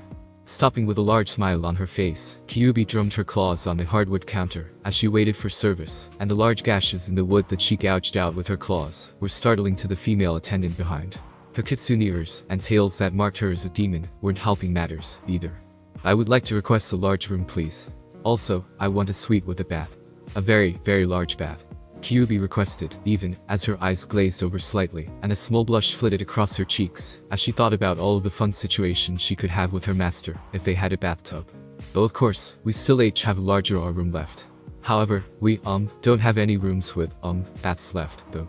The secretary stammered out, before squeaking in fear, as the wood under Kyuubi's claws cracked, groaned, and finally snapped, as she applied pressure, crushing it into splinters in her anger.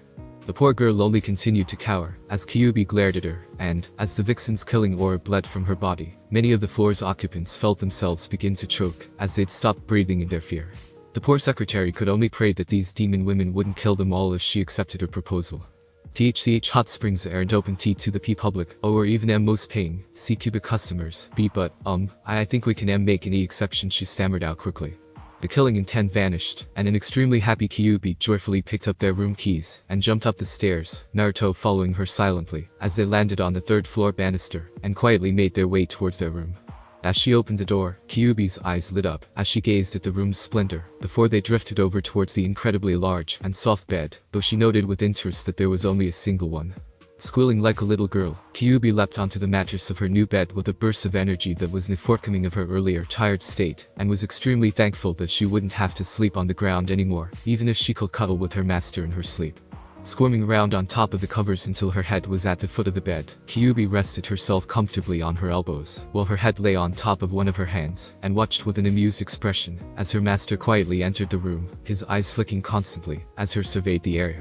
It seemed, unfortunately, that he had become more paranoid over the time they'd spent.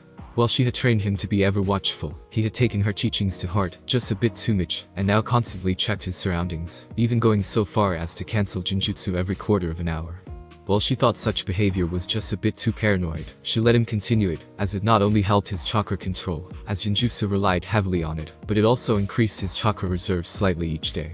It was nothing more than a drop in the water compared to his virtual ocean of chakra that was his reserves, but it was still an increase, no matter how little it was.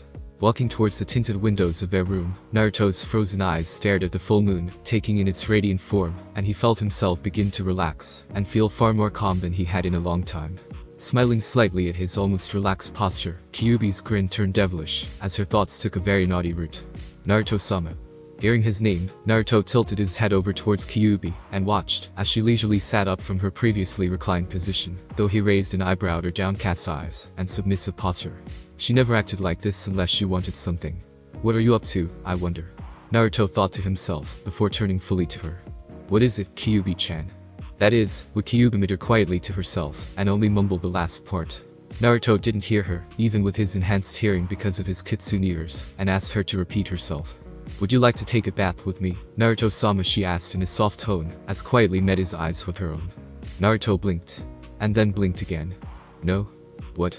But why not, one Kyuubi in his reply. No? But, no? Please, Kyuubi begged, and unleashed one of the greatest weapons a female has in their genetic makeup. The puppy dog eyes. The small trembling pout. The shimmering tears in the corners of her eyes, while her hands clasped in front of her chest. Such a pose, combined with her incredible body and exotic looks, would have had any male, or even female, down on their knees begging to do, as she asked. Too bad for her, Naruto isn't any normal person. Naruto's eyes simply twitched in annoyance. No? He replied in a final tone, hoping that Kyuubi would cease this useless mission of hers. It didn't work, and he was still stuck with her, giving him a weird look. He doesn't yet recognize it for what it is. She continued the use of her dreaded eyes, before sighing, and giving up, a sad pout on her face, as she made her way to the door, and loosened her kimono slightly, as it was very hot, and she felt sticky, and thus by allowing her kimono to be loose, she would allow herself to become cooler. Naruto simply watched her silently, before turning back around, and beginning to remove his own armor, and clothing, and become so engrossed in his task, he didn't notice the slight smirk on Kyuubi's face, as she opened the door slightly, before closing it just as softly. Hearing the door open and close, as Kyuubi left, Naruto set about removing his vest, and then his under armor shirt, and then began to quickly remove all of his weapons and equipment. After several minutes of changing, he was clad in nothing more than his black combat pants, and black headband. Rotating his neck from side to side, Naruto let out a grateful sigh, as several bones popped, and he felt himself begin to relax even more. However, his quiet, relaxing moment was abruptly cut off, as a pair of clawed hands ran their way up the sides of his toned abs, before gently resting on his shoulders. He also felt several fluffy tails trail seductively along his biceps and chest before he felt a warm breath on the back of his neck, and he couldn't help the slight shiver that ran its way down his spine. The two clawed hands had stopped their explorations as they dropped down and wrapped around his waist. Naruto felt his eye begin twitching more than was most likely healthy, and from his point of view, there was only one thing that had happened. Kyuubi had not left the room like he thought. And from the looks of it, she was still all bent on getting him to take a bath with her. Fine, Kyuubi. I'll take a bath with you. One bath, and I mean. That's a do you understand? The blonde uttered its defeat, though he regained his commanding tone at the end. Of course, Naruto-sama. You have my thanks. The redhead replied smoothly, even as her eyes took on an emotion that Naruto was not yet familiar with, but was going to make the blonde's life hell when he got older. Drawing him closer to herself, Kyuubi gently turned him around and led him towards the door, before both of them vanished through it and made their way to the hot springs. Said hot springs. Naruto narrowed his eyes as he gazed at the hot waters carefully. It was a clever genjutsu, as it had to be a pit full of acid. Why else would they let them use the area for free? A bit paranoid, isn't he, folks? Even as he continued to stare at the water in trepidation, Kyuubi came out from her side of the female side of the hot springs and snickered quietly to herself at the look on her master's face, and chuckled evilly to herself at the irony of the springs being co-ed. After all, it wasn't every day a hotel had a hot springs and unseparated baths. An appreciative smirk made its way across her face as she gazed fondly at her master. He was completely unclothed, save for a small white towel around his waist, and her crimson eyes traced the curves of his toned muscles, starting from his calf muscles, then up and over his abs and six-pack, though she lingered slightly at his Shinigami seal. Although it wasn't active anymore, and held no sway over her thanks to him creating a pact with her, he had left it on himself as a permanent tattoo, symbolizing his status as both a Jinchuriki, and so he would never forget his past. Tearing her eyes away from the seal that had caused both of them so much pain, she continued her muscle tracing, starting at his chest and enlarged biceps, before stopping at his face. As much as it annoyed her that he was so young, and thus was off limits, for now, anyway. Kyuubi thought to herself smugly, smirking slightly to herself. It was replaced by a predatory smile, as she stalked closer to her charge, before taking his hand in her own, and dragging him over to the shower area, before dumping a bucket of water over her head several times, and she shivered slightly from the cold temperature. After she was done, her master seated himself comfortably on her lap, and she proceeded to douse him the same way she had herself, and she giggled quietly, as his body shivered slightly. Afterwards, both kitsune entered the springs, and a pleasured moan made its way from Kyuubi's lips, and she sank gratefully into the hot water, and a lazy smile made its way to her face, as she relaxed.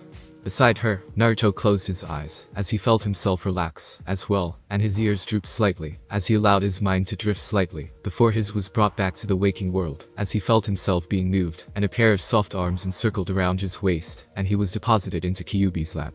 Opening his eyes, and gazing up at Kyuubi with hooded eyes, Naruto simply waited for an explanation from Kyuubi, as he was too relaxed to protest against her actions. Just relax, Naruto-sama. Am I not far more comfortable than the hard rocks you were sitting against? Before she replied quietly, even as she pulled him closer to her body. Normally, she would have tried some slight seduction techniques on him, but he appeared so relaxed, so normal, so vulnerable, that she couldn't bring herself to ruin his moment of peace.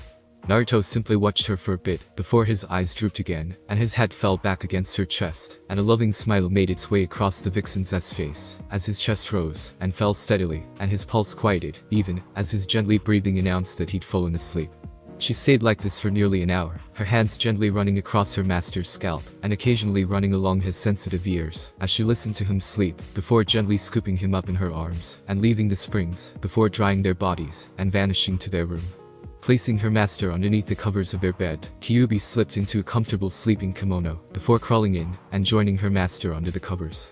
Reaching out, and gently grabbing him, Kyuubi brought her master's smaller body next to her own, before winding her arms around his waist, and drew him closer to herself, his back laying flush up against her chest in a spooning position, and she entwined their legs together. Resting her head comfortable on top of his own, Kyuubi felt a content smile make its way across her face, as one of Naruto's hand came up, and clutched at her arm, even as he burrowed back against her, unconsciously as seeking the warmth and affection she was willingly giving him. He may be an emotionless warrior on the outside, but he's still a child that seeks affection. Kyuubi thought to herself tiredly. I'll protect you, Naruto-kun, and I'll give you the love and acceptance the rest of the world won't. I promise, my Naruto-kun. Kyuubi spoke softly to herself, as she drifted off to sleep, and even if she wouldn't remember what she'd said, her heart would. Market Square, Sunagakure, 2 days later. Hold it off until Kazuki-sama gets here. We can't let the Shukaku or her Jinchuriki leave the containment area. Hold her aired. shouted a bloody Chunin, before he was cut off, as an enormous arm of sand wrapped him tightly in its fist, until it squeezed him until he exploded in a fountain of gore. Said sand arm belonged to the Jinchuriki of Suna, Sabaku no Gaara. She was a normal-sized girl for her age, though a bit shorter than most 8-year-olds were. Long, maroon-colored hair traveled down the length of her back to reach just above her tailbone, and was pulled into a long, single braid. A pair of gold agate green eyes were surrounded by large dark rings, most likely from lack of sleep, and a kanji for love was tattooed into her forehead, though the red coloring indicated that it may have been branded into her skull. A pair of tan pants with several pockets decorating them covered her legs, along with tan shinobi sandals adorning her feet, while a black muscle shirt clung to her small frame, and she wore a fishnet shirt underneath, its sleeves visible due to her former shirt being a sleeveless one. Several yards of tan cloth crisscrossed over her body, from her left shoulder to right hip, then wound around her waist, and then to the massive gore. While normally such a child would be considered cute, being the weapon, and Jinchuriki of Suna wasn't the greatest person she could be, considering she was hated by the population, and her family, most of them, anyway, only thought of her as a weapon or a monster. Her father was the one who sealed the Chibi no Shukaku inside of her, and because of botching the attempt, he sealed the monster, but killed her mother, as well. Because of her status as a Jinchuriki, she would never have a normal life, even if she was the Kazukige's daughter. Currently, however, she was doing everything in her power to slaughter the shinobi in front of her, and her psychotic grin grew wider, as she continued crushing them into bloody pulps of flesh, and her green eyes lit up in glee, as another one was impaled on several sand spikes, before watching in shock, as the sand collapsed, and she felt her link with her sand momentarily severed. Looking up, Gaara narrowed her eyes before glaring in hatred, as she stared at her father, and his own face staring back into her own. He was standing on the rooftop of the building in front of her, and his hands were held in a seal, and she could see small wisps of chakra coiling around his arms. They were wind blades, if her guess was correct. Narrowing her eyes, her sand shot up in tendrils to protect her, as several hundred wind blades came screaming at her, courtesy of her father's wind jutsu. After several seconds of the barrage, it ended, and Gaara felt the air leave her lungs, as an armored fist slammed into her stomach, before her father punched her in the chest, and sent her slamming into a building, but luckily for her, most of her sand took the impact. He'd attacked her so quickly that her sand couldn't keep up, and she cried out, as her father slammed into her, before unleashing a barrage of punches that jerked her around, and caused the building behind her to crack with each blow, and then shatter, as he slammed his foot into her chest, sending her crashing through the building, and out onto the street. Then she tumbled backwards until she slammed into a building. Covered in bruises and dirt, and the remnants of her clothing, which had become trashed, blood ran freely from her forehead and mouth, and she wheezed as she tried breathing, but winced in pain as she did, and thought to herself that some of her ribs were broken. It was a testament to the Kazukige's power, as a shinobi, if could defeat a Jinchuriki so easily, even if he was only a child. Even as he advanced on her beaten and bloody form, Gaara continued to glare at him with her single good eye, as the other was closed in pain. She hated the man for what he did to her, for what he was. Hell, she hated him for being her father. His own face held nothing more than cold acceptance, as he stared at his estranged daughter. "You're a threat to our village, and everything we stand for. I tried to create a Jinchuriki to lead us back into power, but it appears we are unsuccessful, unlike Kuma was. Such a pity." Raising his hand, a blade of chakra materialized, then transformed into a long katana of wind. Bringing the sword down, the Kazukige watched him passively, as he was about to split his daughter in two. Closing her eyes and wincing, Gaara prepared for the pain of a blade cutting into her flesh, before succumbing to the nothingness of death. Clang. The distinct ring of metal on metal caused Gaara to reopen her eyes, and they widened considerably at the sight before her. A blond boy, about a year younger than herself, though he was taller than her, and dressed in black clothing and armor, and armed to the teeth, held a short naginata in a reverse grip, the blunt side of the blade held against his right armored forearm. And it was deadlocked with her father's wind katana. What was amazing to her was that he was no more than a child, but was strong enough to hold back her father, and he was a fucking cage. It was even more disturbing because he was protecting her, and everyone in the village except her older siblings hated her guts. What are you? The Kazukige screamed out, as blood-red chakra erupted from the blonde's body, and killing intent strong enough to send even his down into their knees assaulted them all, the oppressive aura weighing down on their minds and bodies. Kicking the man hard with a boot to the chest, Gaara watched, as her father smashed into several buildings before he stopped, and a large warehouse collapsed on top of him. As the blonde turned towards her, Gaara let out a small gasp at the sight. Blood-red eyes with a black slit for a pupil stared into her own, seeking blood and carnage, just like her own bloodlusting eyes. Black-colored deep rich slash marks, 3 of each, adorned each of his cheeks, only adding to his demonic appearance. Nestled in his blonde hair were a pair of pitch-black kitsune ears with gold tips, and flowing behind him were 4 black kitsune tails with gold tips, twitching, and whipping in agitation, like eels out of water. A pair of fangs poked out from his bottom lip, and completed his demonic appearance. When the blonde offered a clawed hand to her, however, the poor girl couldn't take any more stress for the day, and promptly collapsed. Naruto felt himself sweat drop, as the girl's eyes rolled into the back of her head, and promptly fainted. Picking her up bridal style, Naruto nodded slightly to Kyuubi, who had watched the spectacle, hidden by the shadows of a nearby building, and both took off to a secluded spot, so he could work on his fellow Jinchuriki. Undisclosed location. Opening her eyes, Gaara found herself in the open grounds of a training area. Sitting up, or trying to, anyway, the Ichibi's container winced in pain, as her injuries flared up, but discovered to her shock, that bandages were wrapped around her waist, and more serious wounds, and her manageable cuts, and bruises had vanished. Her sandgourd had been unstrapped from her back, and was sitting next to her, and her fishness shirt, and black top lay next to it in a folded pile. Looking around, she jumped slightly, as she found the blonde boy from before, though his eyes were now a deep cerulean, and empty of bloodlust.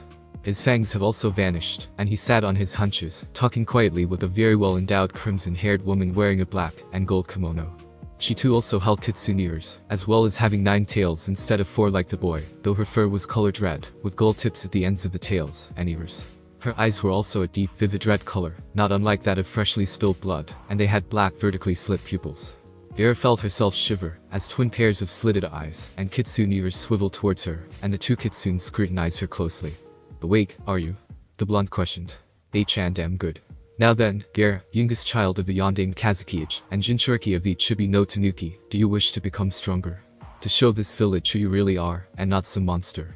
Do you wish to finally be able to sleep without losing your sanity to the whisperings of the Ichibi?" he questioned. Surprised, Gaara nodded cautiously. After all, it wasn't every day someone offered to help her in any way, let alone help her with the Ichibi rambling in her mind.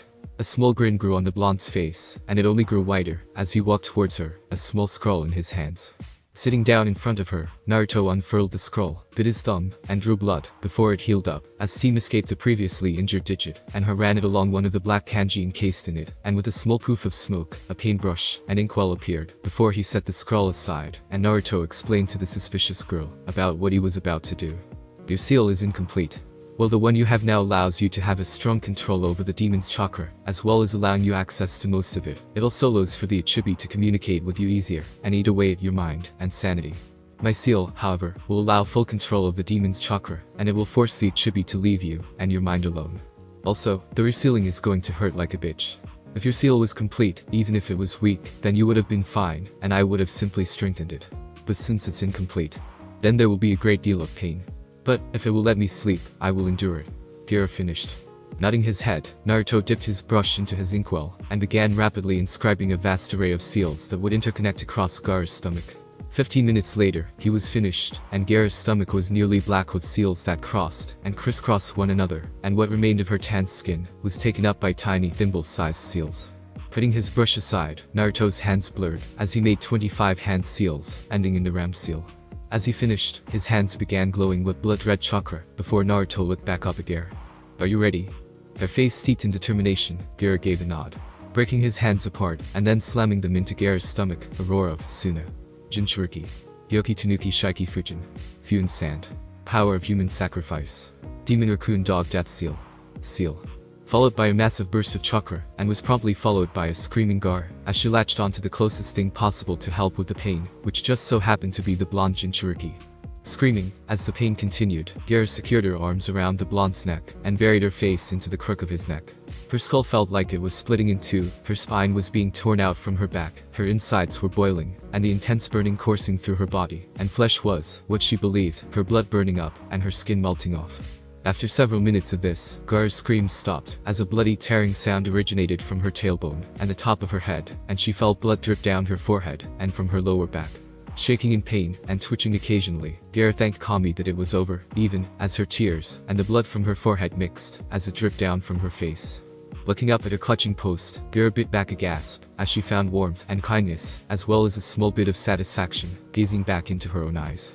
She felt elated at the look, even a small pit of heat formed in her stomach, as blood colored her cheeks crimson. "Can you stand?" the blonde kitsune asked quietly. "They chai." Standing, though shakily, Gaara removed herself from the after-mentioned blonde, only to come face to face with the voluptuous red-haired woman that was with him before, and could only stare in shock, as she slammed a clawed hand into her forehead with narrowed eyes. Tearing her hand back, Kyuubi pulled a tawny-haired woman out by her neck from Gaara's forehead, before dropping her at Naruto's feet. She had tawny hair that reached her shoulders, and slitted gold eyes. She was wrapped in an ornate tan kimono, with gold lining, and blue leaves, as a pattern.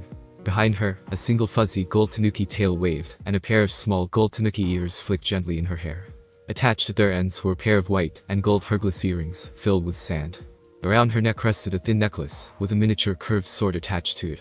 She had a slim body and waist, and though its attainment was as big as Kyuubi's, she held a larger-than-average chest. Narrowing her own golden eyes at the young kitsune, sand rose up around her, before shooting out, as a large clawed hand tried to impale him, only to be destroyed by an enormous fireball before it could reach him, turning the sand into superheated glass. Looking towards Kyuubi, the tawny-haired woman gasped, and fell to her knees, bowing to Kyuubi. Gaara was confused, however, at just who the golden-eyed woman was, and just who the red-haired had to be, for her to command such respect from her. Her eyes, Tanuki. I am vexed with you. You may be sealed into a child, but is that any reason to take out your rage at her? You should be helping her, and in the process, get your revenge on the actual ones responsible for your sealing. Kyuubi commanded in a stern voice, even as the women whimpered. Not only that, but you attacked Naruto-kun, and he is important to me, and my well-being. Do it again, and I'll kill you. Understand. The woman's whimpers increased, before lowering her eyes, and apologizing to both Naruto and Gaara, even as her voice stammered slightly. Gaara simply nodded in shock, before watching silently, as both kitsune turned, and began walking away. Wait. Who are you? Why did you help me? Gaara shouted at the retreating pair. Neither stopped, but Naruto's voice floated over to the two Tanuki demons. My name is Naruto Namikaze, and I'm the Jinchuriki of the Kyuubi no Kitsune of Konohagakure. The woman beside me is Kyuubi herself. And I help you, because you're just like me. If the Jinchuriki don't stand together, we will fall, and I will not allow others of my kind to live, as I've had to. I've already lost my childhood. You don't need to lose your own. With that parting statement, Naruto and Kyuubi vanished in a puff of red smoke. Looking towards the Chibi no Tanuki, Gaara made her own decision. I will grow stronger. I fight for myself, and love only myself. When I'm strong enough, I'll come find you, Naruto-sama. You will be the only one who can have my heart. She promised to herself, even as her own red ears with tan tips twitches occasionally, and her single tanuki tail with tan tips waved gently behind her. Near the Suna gates. As the pair of kitsune neared the gates, Kyuubi stopped dead in her tracks, and her gaze was rooted on something in the window of a store. Noticing his companion's absence, Naruto turned, and to his surprise, found her hands pressed against the glass of a store window, and her eyes locked lovingly on something present there. Sighing, the blonde trudged his way back towards her, before staring in his own slight interest at what she was looking at. A pair of beautiful fans lay open on a pair of cushions. They were small, metal, battle fans, but had been painted to resemble wooden ones. One was a mahogany color, a deep rich redwood, while the other was the color of ivory, white, as the pure driven snow. The pictures painted on each of the insides of the fans were complete opposites, however. The first, the white fan, had a snowy, serene background, with a calm-looking woman seated sedately on the snow. She was clothed in a white kimono, with silver trim, and light blue snowflakes, as a pattern. She was very pale, and had white hair, nearly the same shade as the snow around her, and her gold eyes with black slits conveyed both warmth and kindness, even if there was no one else in the picture. Nothing was out of the ordinary about her, save the pure white, light blue-tipped kitsune ears, and the 8 white with blue tips kitsune tails behind her, either curled around her knees, or waving gently behind her. The other fan, the red one's occupant, wasn't nearly as nice or serene as her sister. Lounging on a throne composed of iron, and of various human and demon skulls, was a tan, black-haired woman clothed in a pure black kimono with deep red highlights running its length. She gazed out from her position with eyes burning in malevolence, while sporting a seductive smirk on her face that could even put a succubus to shame, and held blood-red eyes with a vertical slit pupil that could entice any man simply perfected the image. She had pure black kitsune ears with deep rich red tips, and 8 black and red-tipped tails that curled around her throne, while lightning flashed in the background. The white fan held the kanji for purity engraved into its end, while the red fan held the kanji for lust engraved into its end. Flicking his eyes towards Kyuubi, Naruto watched her, as she gazed longingly at the pair of battle fans. Do you want them? The nod was all he got from her. Why? They remind me of 2 friends I had, when I was an overlord of Makai before I came to the human world. The images are nearly identical to what they look like, as the white-haired kitsune is Hasumi-chan, and the black-haired one is Michiko-chan. Not only that, but the feelings they give are nearly as accurate as being in their very presences. It was such fun being with them, and I would be grateful if she trailed off quietly. Staring at her bit, Naruto turned around, even as he told her to get going. Kyuubi was saddened by his callous attitude to something that would mean so much to her, but dejectedly followed him anyway. Reaching the gates, Kyuubi formed her face into an indifferent mask to hide her pain, but it quickly fell away as a Kajibunshin of his walked up to him, before vanishing in a puff of smoke as it handed him a wrapped package. Naruto quickly threw the package to her, before telling her to continue. She blinked in confusion, but continued walking, even as she carefully unwrapped whatever it was that he had given her. She immediately stopped dead, and tears came to her eyes as she found the gift, the pair of battle fans with her two friends, likenesses painted onto them. Turning slightly, Naruto asked what the holdup was, only to be smothered into Kyuubi's bust, as she wrapped her arms around his neck, crying, as she held each fan in an opposite hand, even as she constantly thanked her master amidst her joyous sobs, for getting her such a precious memento to her friends. His own eyes had softened slightly at a reaction, before they quickly retook their glacial texture, and he resumed his leisurely pace, as she released him from her happy death grip. Drying her eyes with the sleeve of her kimono, Kyuubi placed her fans into her kimono's sleeves using her subspace technique, while a large smile spread across her face at how much her master cared for her. So then where to next? Naruto-sama. Kyuubi chirped happily to her former jailer. Naruto regarded her out of the corner of his eye, even as he thought about his plans. We'll head north through Megakure, then up into Awakens. I have a bone to pick with those idiots. Afterwards, we'll head to Kumogakure. They too have their own Jinchuriki, if the Gaara's father was correct, and I'm interested in meeting them. Hi, Naruto-sama. To Megakure, Awakens, and then Kumogakure. Kumogakure, one of the main shinobi villages in the world, as well as one of the 5 strongest. It resided north of Konoha, east of Awakens, and west of Kurigakure, was the most advantaged nation. High mountains protected their trading routes, and the sea gave them access to the ocean and Kurigakure, increasing their economy even more. They prospered because of the advantages given to them by their land, and their signature raid earned them reputations as powerful shinobi. However, their failed kidnapping of the heiress of the Hyuga clan in order to capture the Byakugan eyes and recreate the bloodline limit inside their own village tarnished their names, as it had been executed the same day that they'd sent their emissaries to negotiate a peace agreement between the 2 villages of themselves and Konoha. Even then, they had the guts to demand a Hyuga as compensation for their dead emissary, though they were denied, and were threatened with war by the Sandaime Hokage. As such, they were now rarely trusted because of their blunder, and, as such they received less missions outside of their village, decreasing their income for said missions greatly. While it wasn't enough to cripple them, it was still a major blow to their self-esteem and pride, especially considering they got nothing out of it. Gates of Kumogakure. Several Kumo jounin stood outside Kumo's gates, their open flak jackets waving gently because of the high-altitude winds that affected their village, due to building it deep in their enormous mountains. Though they chatted casually amongst one another, they all tensed, as their hands flew to their weapons, and they felt their eyes whiten slightly because of the pair of powerful, though it was hidden well, chakra signatures approached them through the light morning fog, even as it parted for the 2 figures. As they came closer, the jounin felt themselves gulp, as they recognized the 2 travelers, though it wasn't from a personal meeting. The first was a male, standing 4'7" with blonde hair that was spiked backwards, as he had a small ponytail that reached just below his shoulder blades, and was held in place by a red steel ring. The white ceramic mask with thin slits for eye holes covered his face, and the kanji for death was engraved into his forehead, while the rest of the mask was splattered with red paint, though those who knew who he really was knew it was actually dried blood from countless battles, a testament to his vicious and nearly unmerciful nature. Trailing out from behind the mask was a black headband, keeping his hair up and out of his eyes, and the ends were tied together at the back of his skull, even as they gently flowed in tune to his footsteps. Poking out from his blonde hair were a pair of pitch black kitsune ears with gold tips, twitching occasionally.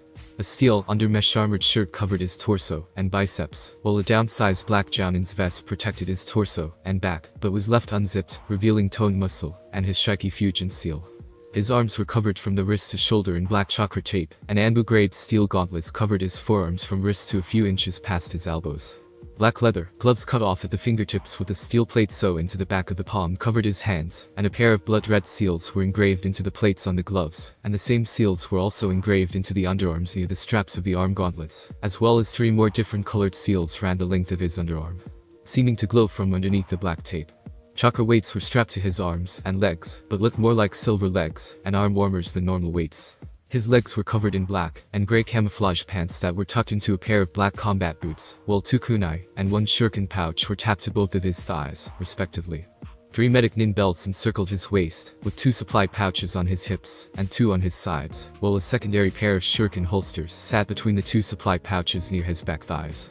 A pair of chakra knives were strapped to the upper shoulders of his flak jacket, and a pair of thin nadachi with red handles were strapped in a reverse draw position at his lower back, and a battle chain with a serrated hook-like blade at one of its ends was wrapped around his waist. A double pair of foot-long machetes were strapped to his upper and lower back, both the necks crossing, allowing for both reverse blade draws and to be drawn from the shoulder.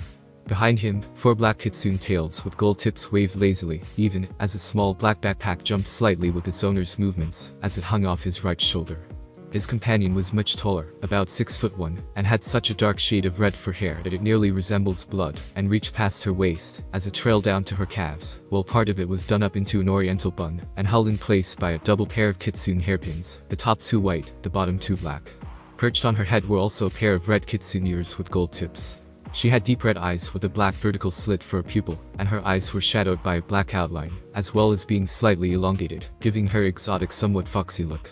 Her skin was beautifully tanned, and 3 thick black slash marks ran the length of both her cheeks, tapering to a point near her mouth, and only adding to her exotic looks, and razored fangs were visible, as a small, seductive smirk graced her face. Around her neck was a thick black leather collar, though it was also similar to a choker. At its base a small, silver ring jingled in time to the woman's footsteps. Engraved into the collar were 4 different, blood red kanji, each of them a different word. One for mind, one for body, one for soul, and one for blood. A midnight black kimono with gold lining encircled her frame, clinging tightly to her body, almost like a second skin, while a large gold Chinese dragon wound its way up and around the woman's body, its head resting on her left shoulder. She wore white Toby socks, and wooden sandals that traced their way up her legs mid-calf, while behind her, 9 red tails swished and flicked in contentment. As of that moment, she was currently fanning herself with a small white battle fan, even as a small smug grin graced her features, though her lips twitched occasionally, allowing a small snicker to accompany it. Fu, what's wrong, Naruto-sama? She questioned in a rich voice, though it simply radiated satisfaction. Are you unhappy about something? Could it be that you're disappointed that you lost? Shut up, a bet is a bet. Doesn't mean I have to like it, though the blonde snapped, before trailing off quietly. Oh, but I think you will besides, who wouldn't want to be able to sleep with me? I'll even make you a concession. I'll teach you the kenjutsu that I promised, but in return, the time will be double. Kyuubi replied with a growing smirk on her face, one that Naruto found irritating to no end. What kind of kenjutsu? The masked blonde asked, curious, but still apprehensive about her stakes. Losing was bad enough, but doubling it just for a few techniques. They had better be fucking destructive or incredibly rare, or he wasn't agreeing to anything. Kenjutsu that would have even Yaod ruling over them, Naruto-sama. The blonde narrowed his eyes at her, before nodding his head slightly, before trying, and failing, to delve himself deep into his mind, in order to drown out the happy laughter of the woman beside him, though he found it oddly amusing that she could become so happy over something so little. Well, then, as per the agreement you made with me, and lost, I might add, you will be sleeping with me for the next month, and there will be not a single complaint from you.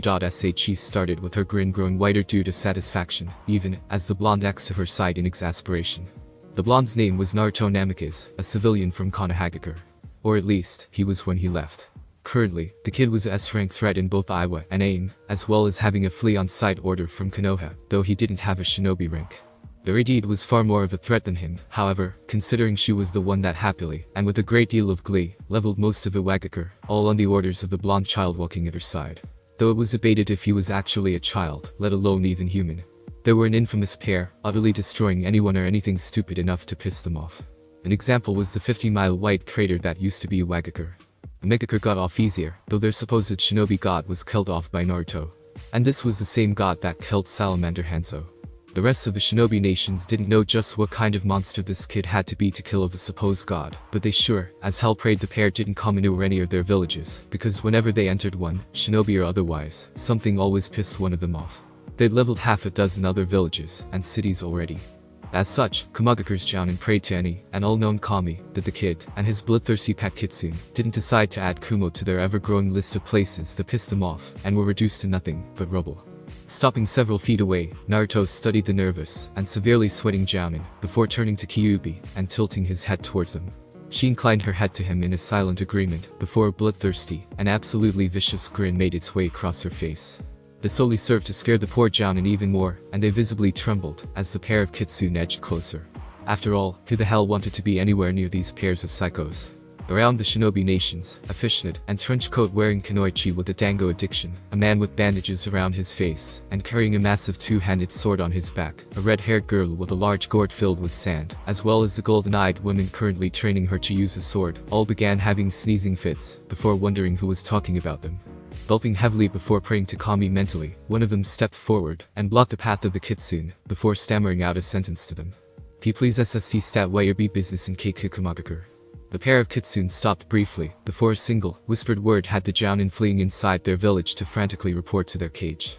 Nibi. Naruto simply chuckled to himself, as they took off like bats out of hell, and the small grin on his face, hidden by his mask, developed into a feral smirk, as he thought about all the fun he could have in this village. I wonder, just what kind of rare techniques do they have?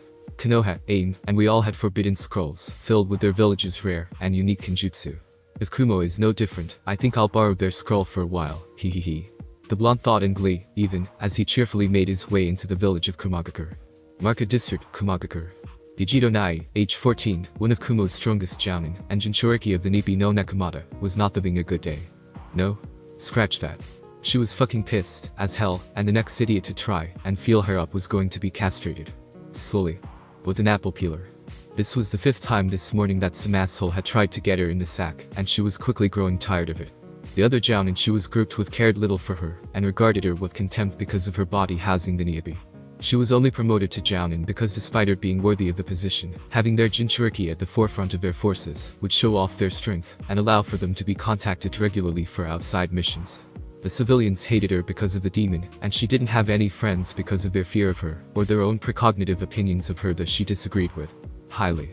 Well, except for the pair of nice old ladies that owned the old ramen stand. Both of them had been around long before she was born, and they knew about her status as a Jinchuriki. Despite this, however, they had both treated her with kindness and respect, and treated her as a person instead of a weapon of her incarnation of her demon. Not only that, but they were kind enough to allow her residency at their housing complex, and despite the building's old age, so she at least had a roof over her head. However, she both thanked and cursed the Nico in her body for a few of the advantages it had given her. The heightened senses were a plus, as they helped her survive, but she found herself a bit agitated that she would purr as certain parts of her throat or ears were scratched. Her two Oba-chans found it adorable, but still, it irritated her to no end. The heat cycles she also received were cursed, as well, but at least they weren't painful, as they replaced her normal periods. However, the one thing she really hated was the mixing of the demon's chakra and her own, which while giving her a capacity that was far above just about anyone in her rank, this made her mature more rapidly than most of the other kunoichi her age. As she was an early bloomer, she earned the ire and jealousy of her fellow females, from her own age group to even the older, more experienced women, while growing out and gaining curves in all the places it counted. Long, blonde hair was pulled back into a tight braid at the back of her neck, reaching down to her hips, while her Kumo headband was tied proudly to her forehead, even if it was a mixed blessing. Her eyes were slanted, just like a cat's, and held emerald eyes with a pitch-black slit for a pupil, the only outward appearance that showed she was a Jinchuriki. She wore dark green camo pants that hugged at her hips, but flared out along her legs, both hiding and enhancing them. Taped to her left thigh was a kunai and shuriken pouch, and a pair of supply pouches were attached to her waist. She wore a tight mesh shirt that reached her elbows, over which a black muscle shirt rested. She traveled through the marketplace restlessly, her mind mulling over some of the strange rumors she was hearing, even as her body walked on autopilot towards her Oba-chan's ramen stand for lunch. They served ramen, dango, and one of her other loves besides seafood ramen, sushi. Apparently about the rumors, there was a person from Konoha that had nearly obliterated Iwagakure off the map, as well as slaughtering an inn from Aim that was thought to be a god. Not only that, but the rumors said he was a Jinchuriki, when that was a hell of a lot stronger than she was. And this person was younger than her. Unfortunately for her, she was too caught up in her thoughts to notice, as an armored hand clapped its way across her mouth before she lost consciousness. Some time later, when she came to, she found her arms and legs bound with steel shackles, though they pulsed regularly with blue seals. Nibi. Well, what the hell happened? Why am I bound? I caught the scent of humans, possibly Anga-class shinobi. I was more intent on eradicating the paralysis and sleeping gas in your lungs first than finding out the identities of your abductors. Her demon replied, even as she continued her work, rapidly burning off the gases in her blood to bring her back to full combat form. Opening her eyes, Yugito immediately tried to distance herself from the several male Anbu members, grinning at her lecherously, even as they began removing bits of their armor. Well, would you look at that? The little demon bitch woke up. Oh well, it'll be a lot more fun if you're screaming while we put that body of yours to good use. Yugito immediately placed at what they were talking about, as desperately tried breaking her binds, and when that didn't work, she tried drawing on the Niabi's chakra for more strength, only to feel even more afraid, as she couldn't get a drop of it. Having difficulties. Those cuffs on your arms aren't just to hold you, they're like sponges, absorbing all of the chakra they can without killing you. Not only that, but they've got 5 elemental seals drawn on them, so your access to your demon's chakra is disrupted. You're as helpless as a normal woman now. Before they laughed loudly, as she continued her desperate struggle to escape her binds. Even as they tore her clothes away, or cut them away, as they had to for her mesh shirt, she pleaded for them to stop. They didn't, and it wasn't until they had pried her legs apart, and one of them was only a few inches away from taking her virginity that she finally broke down, and began sobbing, even as the rest of them grinned down at her in sadistic amusement. "Don't worry, it'll only hurt until we're done with you. Such a shame that you have such a hot body. After all, with the way you act, you're only begging to be fucked. We also already put up sound nullifying seals, so scream all you want for help, but no one's going to code." The rest of his sentence ended in a gurgle, as a foot-long machete whistled through the air, and embedded itself into the right side of his neck, nearly to his hilt. The dying Anbu's hands tried making their way up towards his throat, even as bloody foam bubbled from his lips, before streaming down his mouth, as he collapsed in a wide-eyed heap, his body giving a few twitches before he died.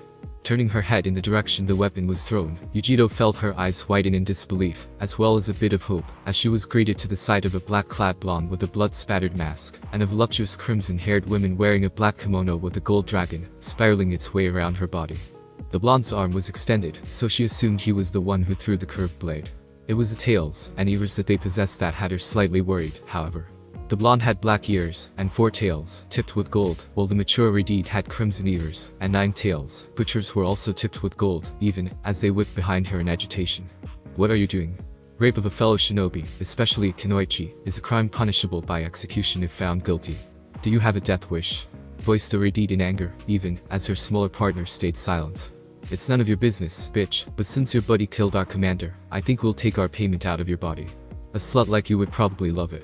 The mocking grin on the fan's face died immediately, and terror showed on his face, as the blonde not only exploded with killing intent, but chakra began leaking from him in waves, before it began swirling around him in a deadly vortex, even as his tails lashed out behind him, gouging trenches in the buildings and grounds around him. "Slut," the enraged, but dead-sounding blonde asked quietly, even as his voice cut through them like a storm of kunai. "For an insult like that against one of my beloved ones, I'll send you to hell. Hold this for me, would you, Kyuubi-chan?" replied the blonde, as he reached up with a gloved hand to detach his mask, before gently placing it into the hands of avaricious Kyuubi. "The name's Naruto Namikaze. Remember it when the Shinigami asks to send you to hell." The blonde replied with a voice of ice, before lifting his head up and glaring at them with a pair of blood-red eyes with black slits, a direct match to those of the women next to him, those who were filled with a deep promise of pain and death. His lips were spread in a grimace, with a hint of fangs showing. He cracked his fingers into claws, as he approached the now trembling Anbu, before giving them their last words. "Scream for me, would you?" Even as he blurred towards them, an audible shing resonating from his back, as he drew 2 of his 3 of his remaining machetes. Kyuubi simply ignored their screams of bloody murder, as her master tore the would-be rapists apart, before kneeling down in front of the trembling girl they had tried assaulting. Reaching down, and applying some pressure, Kyuubi easily tore the shackles into scrap iron, but raised an eyebrow, as the girl ignored her in favor of watching Herland, a light blush gracing her cheeks, as she watched the slaughter that the blonde commenced in her defense. Within less than a minute, when there was nothing left of the bastards, but pieces of flesh, and an alleyway splattered with blood, a much calmer Naruto made his way over towards Kyuubi and the girl. His face was flecked with blood, while his vest had splashes on it, his arms covered up to the elbow in blood, even as it dripped steadily from his claws. His eyes had returned to their normal frigid blue, while his fangs had retracted, and his normal passive face replaced his previous scowl. As he approached, Naruto quietly spoke to Kyuubi. "Kyuubi-chan, would you mind getting the Niabi for me? We need to have a little chit-chat." "Of course, Naruto-sama." Turning to the girl, the Redeed kneeled in front of her, and spoke quietly and soothingly, not wishing to spook the girl. "Little one, this is important." Even as Yugito turned her attention to the kitsune, Naruto began making hand seals, before stopping after several dozen, his right hand glowing with red chakra. "Naruto-sama is going to strengthen and maintain your seal, as well as altering it a bit. It will allow you easier access to your tenant's chakra, as well as allowing her some freedom. The final ability is that it will alter your genetic code to that of a demon's, so you'll be a Nico demon like Niabi." "How well do the two of you get along?" she questioned lightly. "My name is Yugito, and Niabi is very kind to me. She allows me all the access to her chakra that I want. She also gives me advice, and does her best to look out for me. She is one of the few people in this village that I could say that I honestly care about." "Excellent then.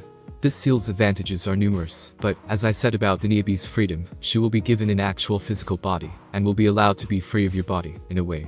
She will be still sealed to you, but she'll be able to see the outside world again. Do you want this? Once the seal is modified, it can't be undone without killing you. Not only that, but it will cause your body a lot of pain. It's your choice.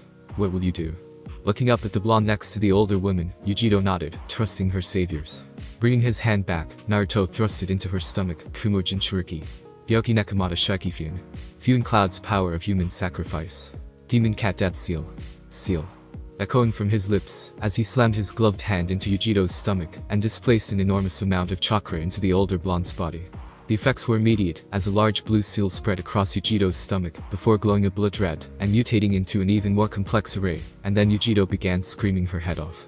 The poor girl had never felt such pain, and it felt as if fire was running through her veins, and she was being flayed alive, even as electricity tried to liquefy her insides by charbroiling them. She screamed louder, as more pain filtered to the base of her spine and her head, before bloody tearing sounds occurred, as the pain increased.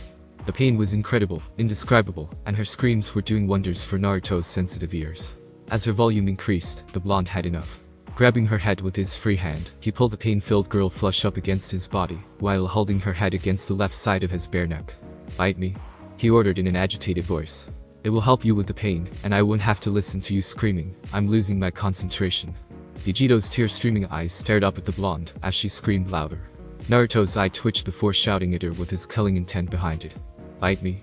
It worked, and a terrified Yugito immediately latched onto his neck in a state of panic, Naruto's killing intent finally scaring her enough to sink her new fangs into the crook of his neck, and she felt her mouth flood with his blood, his veins punctured by her frightened bite. Naruto was relieved when she screamed nearly immediately after she latched onto his neck. He felt nothing more than a pinprick of pain from her bite, but ignored it in favor of savoring the feeling of his ears, healing from the damage they had received from her screams. However, even as her screams died down to a meek muffle because of her position, Yugito felt her eyes close halfway, as a blush slowly grew across her cheeks. Naruto ignored her in favor of diverting his attention to her seal, but Kyuubi knew exactly what the little hussy was doing, even if it was only subconsciously, before she felt a red battle aura form around her, as she ground her teeth together in anger, even as she continued to glare at the little bitch that dared to take her Naruto-sama first. She was the one bound to him. She was the one who tried to tempt him to the fun side of death and destruction, but was enslaved to him. She was the one who had an interest in him first, and there was no way in the 9 levels of hell, the demon world of Makai, or even Hyld Sama's judgment would keep her from taking Naruto-sama first. Sharing was fine, but she would be the one to have the greatest hold of his heart, before she would share him with any other woman. This, Yugito, wasn't worthy of her future mate's affection, and until she wouldn't allow her to do anything with her master. Possessive, ain't she? Yugito's current state of mind was different, but that could be attributed to the blood filling her mouth. However, she swallowed it in order to save herself from choking, but said the action had an interesting effect on the resident female demon carrier. Because of the demonic chakra running through her body, the modifications she had undergone having a demon sealed into her, had given her several other demonic traits, one of which was a taste for blood. However, since demon blood was much more potent than human blood, and because of Naruto's young age, he was still a virgin. Virgin blood was a different sensation in itself, having nearly the greatest flavor of any kind of blood, and because of these conditions, poor Yugito was treated to a triple whammy of the pleasure she could receive from tasting blood. Keikami. His blood. Fucking hell, it's so good. Yugito nearly purred to herself, as her eyes clouded over, and she nearly lost herself in the ecstasy of tasting his blood clouded her mind, and her body began subconsciously to show its interest in the blonde. She leaned against the male in front of her, mostly by purring in contentment, and releasing her pheromones to entice the much stronger male. She was completely lost in her instincts for blood, mating, and keeping the blonde male to herself, but Naruto simply sat up against the wall in confusion. Here are his various reasons. 1. The Kyuubi container looked to be on the verge of heaven, a huge outcry from her earlier pain-filled screams. 2. Even after the seal had settled, and she had stopped screaming, she still kept her fangs buried in his neck, as well as latching her arms around his neck possessively, and her naked body had molded itself into his own. 3. Not only had she now situated herself into a comfortable position on his lap and chest, as well as forcing his back up against the wall, she was suitably grinding her hips down into his own, and was continuing to purr into his neck. 4. He didn't know what the hell was going on, but besides what she was doing, her scent had changed slightly. She smelled like a demon Nico, but there was a sweet, nearly spicy scent mixed in with it. It confused him because it was making his own kitsune instincts go haywire, as well as interesting thoughts about her on her hands and knees, panting and sweating, while he was positioned behind her in an older, stronger form, his fangs sunk into her neck, as she screamed out in ecstasy for him to go faster. Meh. Whatever. He didn't know what the thoughts meant, but he had places to go, and things to do, so he couldn't sit here forever.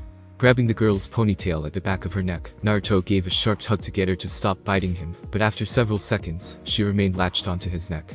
Feeling his eye twitch, he looked to Kyuubi for help, but simply opted to stare blankly at the fuming female kitsune, who had an enormous battle aura swarming around herself, grinding her fangs together, as she glared at the purring cat girl in his lap. He mouthed to help me, but felt his twitch reappear, as Kyuubi turned around, and crossed her arms on her chest, a pout on her face. Growling deep in his throat, as she ignored him, he turned back towards the girl, and used one of his tactics that was extremely effective against Kyuubi. Tilting his head down, and placing his mouth near her throat, he gently ran his tongue from her collarbone, up her neck, gliding over her jugular vein, and ending at her cheek.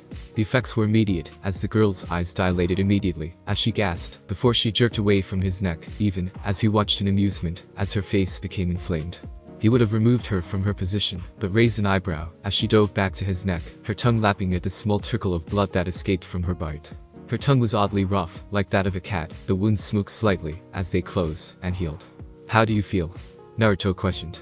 She gave no response, simply opting to stare at him with glossy eyes, and a satisfied smile, even, as her new ears and tail twitched lazily. "My name is Naruto. And you are?" The blonde tried again, as he hadn't learned her name yet. "Yugito, Naruto-sama." The girl replied with a content voice. Both Naruto and Kyuubi's eyes twitched at that, Naruto's from annoyance, Kyuubi's from anger at someone else calling him that. "Kyuubi-chan, would you mind retrieving the Niabi for me? I have a few questions to ask her." Nodding her head, Kyuubi thrust her clawed hand through Yugito's forehead, before retracting her hand back. A black-haired woman grasped by the wrist came with it. She had deep blue eyes with black slits for pupils, and a pair of black-furred kitty ears perched on her head with several blue strips running through them, while two long, black with blue striped tails, waved lazily behind her. She wore a dark blue kimono, though its sleeves had been shortened to her biceps, displaying a fair amount of white porcelain skin. Her forearms were covered with thin, black, leather gauntlets, and gloves with arcane symbols carved into them, as well as small steel rings that ran the lengths of them, as added protection. She had sandals similar to Kyuubi's, while she lightly held a massive Naginata staff in her left hand. Its handle length was about 7 feet long, and was the color of bleached ivory. The Naginata's blade was a foot wide, half an inch thick, and a little bit longer than a foot and a half. It was wrapped in blue bandages in a double helix pattern, while small, red seals glowed softly along the length of the cloth. However, unlike a normal curved blade, its shape was that of a katana's blade, while on its blunted side, 10 needle-like spikes jutted out, each about 2 inches long. Blinking slowly, Niabi looked up towards the Kyuubi, before giving off a girlish squeal of delight, before launching herself at the poor kitsune in a glump. Naruto and Yugito simply opted to sweat drop at the scene. "Kyuubi-heim. It's so good to see you again. Where in the world have you been?" the giddy Nico asked, even, as Kyuubi grimaced, and smiled shakily at her friend, though she believed the real term was psycho-stalker with a mature woman, and lesbian fetish. Considering the girl was consistently in heat, and would fuck anyone at the drop of a hat, but had recently set her sights on her, and had been pursuing her for decades. Kyuubi still had no idea what the hell it was about her that had turned her friend's attention to her, but it was cute, slightly, if a bit insufferable at times. "Niabi-chan, may I speak to you for a bit? There are several things I would like to know about Kumo." The Nico nodded before following him to the end of the alley, before they began to converse quietly, even, as Kyuubi began talking to Yugito, unsealing several sets of new clothes for the girl to wear, as they spoke. Several minutes a content Naruto followed by a happy Niabi, even, as Kyuubi smiled at him, while Yugito kept her face tilted to the ground, her face flaming in embarrassment from the conversation she had with the kitsune, relating to her actions concerning her sealing. To say she was mortified at what she did would be an understatement. Walking from the alley, the group of demons and containers made their way towards the ramen stand Yugito was headed for originally, leaving behind a blood-splattered alleyway full of the carcasses of Yugito's new rapists. The place was run by a pair of kindly old women, twin sisters who had been living in the village for decades. They were also the ones who had provided her with food and shelter for the majority of her life, and always had a kind smile for her when she visited. Sitting down, Yugito happily ordered several bowls of shrimp ramen, while Niabi ordered the same as her container before leaning her against the left wall before sitting. Naruto ordered several miso ramen, while Kyuubi ordered hers in beef flavor. Their order was the Niabi on the far left stool near the stall's wall, Yugito next, Naruto to her right, and the Kyuubi to his right. The orders were taken, though the two women glanced nervously at the two older women and child with animal parts, thinking it was most likely some kind of obscure bloodline, but figured if Yugito knew them, then there was nothing to worry about. The young signs dancing in their eyes at the amount of ramen ordered also helped their opinions of the group, as well. Not only that, but it brought smiles to their faces to see Yugito actually happy, with a genuine smile on her face, as she chatted and laughed, as she conversed with the group. They also noticed the sneaky looks she flicked towards the blonde next to her, and they had a sneaking suspicion that little Yugito had begun noticing the opposite sex. The blonde seemed perfect for her, considering the ease at which she conversed with her, and the way they connected with one another, even as they devoured their ramen at insane speeds, though the blonde seemed faster than her, as he had 6 bowls gone when Yugito finished her second one, even as they ordered more. Yugito felt completely content, and felt that her day couldn't get any better than it was now. Hey, Yugito-chan, you wanna go on a date with me? I promise it will be worth your while. Their happy day had just died a horrible, flaming death, and a disgusted Yugito turned around, only to come face to face with the other brain of her life, Kei Tsugushi. He was 17, had ambition and look to his face, and was one of the most popular shinobi in the village when it came to civilian women. He was jonin ranked, as well as a notorious flirt, and women flocked to him. Yugito hated his guts. What do you want, Kei's? Yugito nearly snarled at him. Oh, that hurts, Yugito-chan. The man replied with a pout, before a charming smile spread across his face, though it only disgusted the female Jinchuriki further. You seem to be in a bad mood, Yugito-chan. Why don't we go somewhere, and I can help make it better? He offered. No K's, and I won't say it again. And she denied. Turning back to her meal, Yugito tried to ignore the man, as she knew that he could have any woman in the village he desired, but continued to seek her. Nico demons were very active, and though it was rare, there were stories of female Nikos mating with human males, and ended up killing their partners because of exhaustion from trying to keep up with the female's energy. Considering that she had the Niabi no Nico, the strongest 2 tails of the tailed demons, and her being a Nico demoness, the village naturally knew she had gained some of her abilities. Many of the males had believed she may have inherited the consistently in heat quality, and it had landed her the unwanted stereotype as a sex kitten. They hadn't said it to her face, but her enhanced hearing had heard it muttered far too many times to her liking, and because of the label, she knew the only thing Case wanted from her was not a healthy, stable relationship. However, her thoughts were interrupted when he placed a hand on her right shoulder, before drawing it along her shoulder in an enticing caress, before whispering in her ear. Come on, Yugito-chan. I'll make it worth your while. It will be a lot of fun. Yugito tensed at his words, memories of her assault earlier coming to mind, and she began to hyperventilate in fear, as the blood drained from her face from the memories. Taking her shivering and trembling, as HAPPINESS he thinks, Kaze leaned towards her cheek to continue, before freezing, as he felt the coldness of a sharp steel blade touching his throat. Gulping, as he looked to his right, Kaze felt his eyes widened, as the blonde child that had taken his seat next to Yugito, calmly finished his ramen off with his right hand, while his left held the black curved handle of a foot-long black steel machete, its blade's edge placed over his throat, while the arm remained straight and calm. Setting his bowl down quietly after finishing off the broth, Naruto turned towards the annoyance that wouldn't let him eat in peace. Kaze felt himself sweat, as a pair of deep blue eyes bored into his own, the pitch-black slits for pupils they held, giving him a terrified feeling, even, as the glacial-quality eyes froze him to the spot, with the subtlety of a sledgehammer to the face. They seemed to glare at him in annoyance, even if the boy stared at him with a deadpan face, though a sliver of distaste had bled through. I believe she told you she wasn't interested. If you persist to annoy her with your idiotic insistence, the consequences will be dire. Naruto's tone was, as flat, but some annoyance had seemed through into it, though it continued to drive home the point that he would brook no argument. After all, if the blonde threatened you, he meant it. Kyuubi knew that if Kaze continued he was going to die. Naruto would kill him simply for interrupting his lunch, though the reason known was that, and for him annoying the female Jinchuriki. She knew he was already thinking ahead about how she would be a useful ally in the future, and helping her with this pest would be a benefit to them. The resulting slaughtering of this foolish man would stake their position in this village, as well as getting Yugito and Niabi on their side. An easy way to kill 3 birds with 1 stone. Much as she hated it, she also knew they would take an interest in her blonde, but she would relent, simply because she knew that the blonde would need more than one woman in his life to help heal the scars his village had given him because of their hatred. However, first and foremost, they would only be women she approved of, before she would allow any of them to pursue her future mate. She smiled slightly, as the arrogant shinobi challenged her master, before they both walked outside, she and the others following, as well as the ramen stand owners. Within minutes a crowd had gathered, most of the women cheering for Kaze. It was boost to her ego that the women would soon turn to her mate because of his strength, but she was the one who got him first, even, as many small mini-hers started dancing in her mind, screaming for her Naruto to beat the crap out of the idiot, before the mini's thoughts turned at what he would be able to do once he was older, considering that kitsune were easily excited after battles. Standing with her arms crossed under her considerable bosom, she watched silently for the slaughter to come. Smirking to himself at what he believed was an easy victory, Kaze quietly studied the blonde in front of him for several moments, before once again coming to the conclusion that the boy would be no threat to himself whatsoever. The kid may be able to handle weapons, but he seemed no stronger than the average genin. Sorry kid, but I'm one of the strongest jounin in Kumogakure. You don't really stand a chance against me, so I'll go easy on you. Break a few bones, and make you bleed, but you won't die. Hell, I'll even be generous. You can have the first shot before I beat you into the ground. Naruto simply narrowed his eyes at the arrogant tone before it, and the slight frown he had faded back into his blank mask. Kay simply goaded the blonde again. Well? What you waiting for, blonde? Hit me. He got a backhanded fist to the face for the insult, courtesy of a blank-faced, but very irritated fox boy. Spinning on his foot to the left, Naruto buried his right fist and his knee into Kay's gut, forcing the Jounin to cough up blood. The crow was shocked, as all they had seen was a blonde blur slam into Kay's before the man started coughing up blood.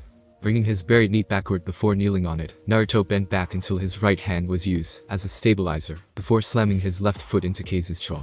Twisting around, as he pivoted on his hand, Naruto replaced his right hand with his left, as a pillar, as he retracted his left foot, before repeating the process, as he slammed his right foot up into Kay's jaw for a second time. The speed that he'd executed the attacks had sequenced them into doing double the damage, and an audible crack echoed, as Naruto shattered the man's jaw. Said man was sent rocketing upwards from the force of the hits, even as Naruto spun himself around on his foot and hand until he was standing again, before flexing his legs and flying up after him. Appearing several feet above the dazed Jounin, Naruto sent him rocket back towards the ground with a vicious overhead axe kick to the back, and he smirked slightly, as the man screamed in pain, as he shattered his spine, before it was cut off, as Kay slammed head first into the street's concrete. The resulting crash resulted in large amounts of dust, and rock to scatter up in a large cloud. Naruto hung in the air for a moment, before plummeting to earth, and landing softly on his feet. Even before the dust cleared, many of the old Akumo shinobi bolted the damage done, before staring in horror at the calm, composed child that had killed one of their strongest Jounin, with nothing more than a few taijutsu techniques. Kay's lay in a crater several meters deep, and 15 wide, his body mangled from the impact, and whiplash he suffered from Naruto's strengths, an impromptu meeting with the ground. Blood pooled around him, and seeped up from the shattered concrete, even as it flowed, and dripped from his mouth and torso, where his ribs had burst from his chest from the impact. Turning on his heel, Naruto calmly made his way back towards his group. Kyuubi and Ayame both smirked in amusement, but Yugito currently had her jaw on the floor, and was trying to pick it back up, but was having problems. Let's go, we have things to do. The blonde muttered, as he walked past the three demons, before they turned and followed him, ignoring the crowd of frightened individuals that parted for them like the sea. Undisclosed location. Kumo Training Ground 26. Arriving at a secluded spot with his associates and guardian in tow, Naruto addressed Kyuubi with a question. I would like a contract for the kitsune, Kyuubi-chan. Having the ability to summon animals to fight for me has its advantages. I suggest you do the same, Yugito-chan. Have Kyuubi-chan make you a Nico contract. It would be an enormous help to you. Turning back to the red-haired kitsune, the blonde watched silently, as she bit her thumb to draw blood, before slamming her hand into the ground, as she forced chakra into the summons. A large puff of smoke exploded in front of her, before a large chakra presence made itself known. Appearing from the smoke was a horse-sized fox with 4 tails, a black eye patch over his left eye, and wearing what looked to be red and gold samurai armor, though it had been refitted to accommodate the animal's body. Due to the dents and scars it contained, it was deduced he had been around for a while, perhaps several centuries, at least. Over his back lay an enormous black and gold scroll, tied to his body with several lengths of rope. Blinking in surprise, the kitsune turned his head towards Kyuubi before bowing his head to her, as he greeted her with a respectful tone, though gravelly and deep. Kyuubi-heim, it's been a long time since you have summoned me. How may I be of assistance to you? This is Naruto Namikaze, a human child that I have found worthy of being a summoner of our kind. Turning himself towards the child, the kitsune felt his single eye widen slightly in surprise. This was no human, but another kitsune. And a powerful one at that, if he could feel seeping from the child's body was any indication. You may have an interesting amount of brat, but you don't seem like much.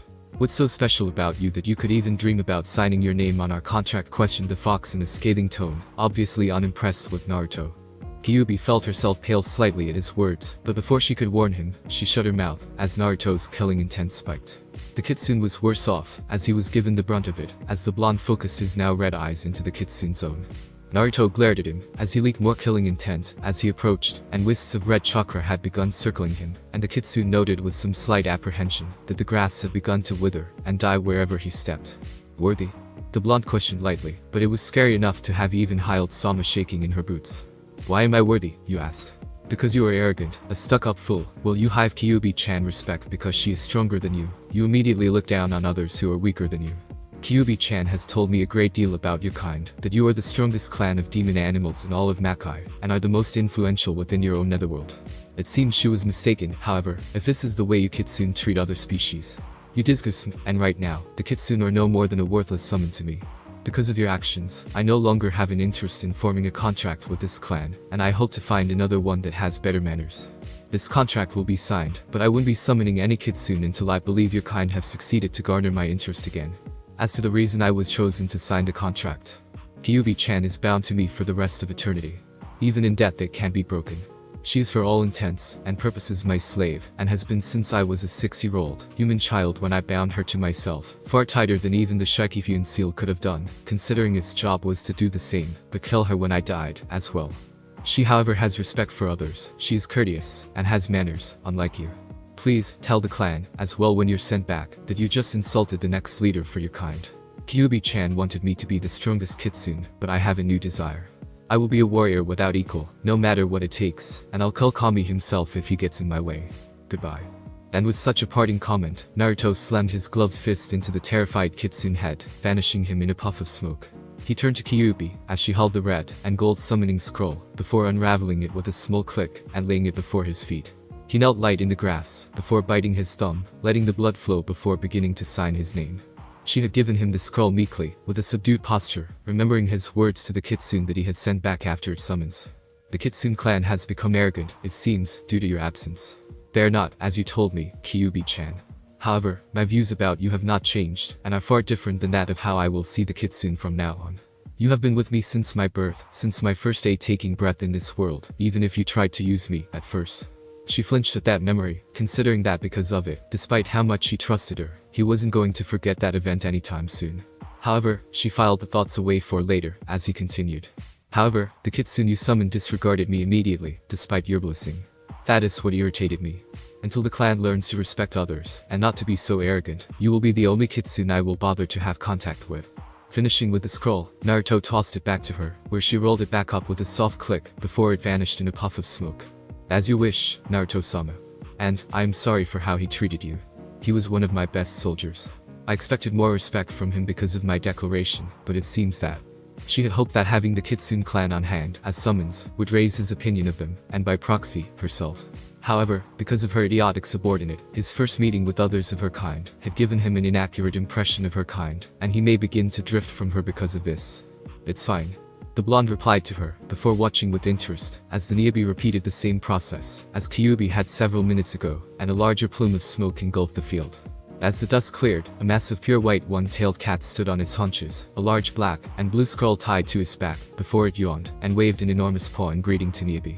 Hikari, I've summoned you because I found a worthy kitten that bears much promise.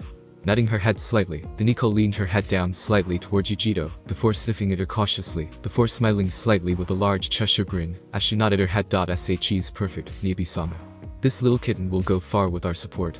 You have permission to summon us at any time you need us, child. She nodded to Niobe, before blinking in confusion when the woman pointed to her right.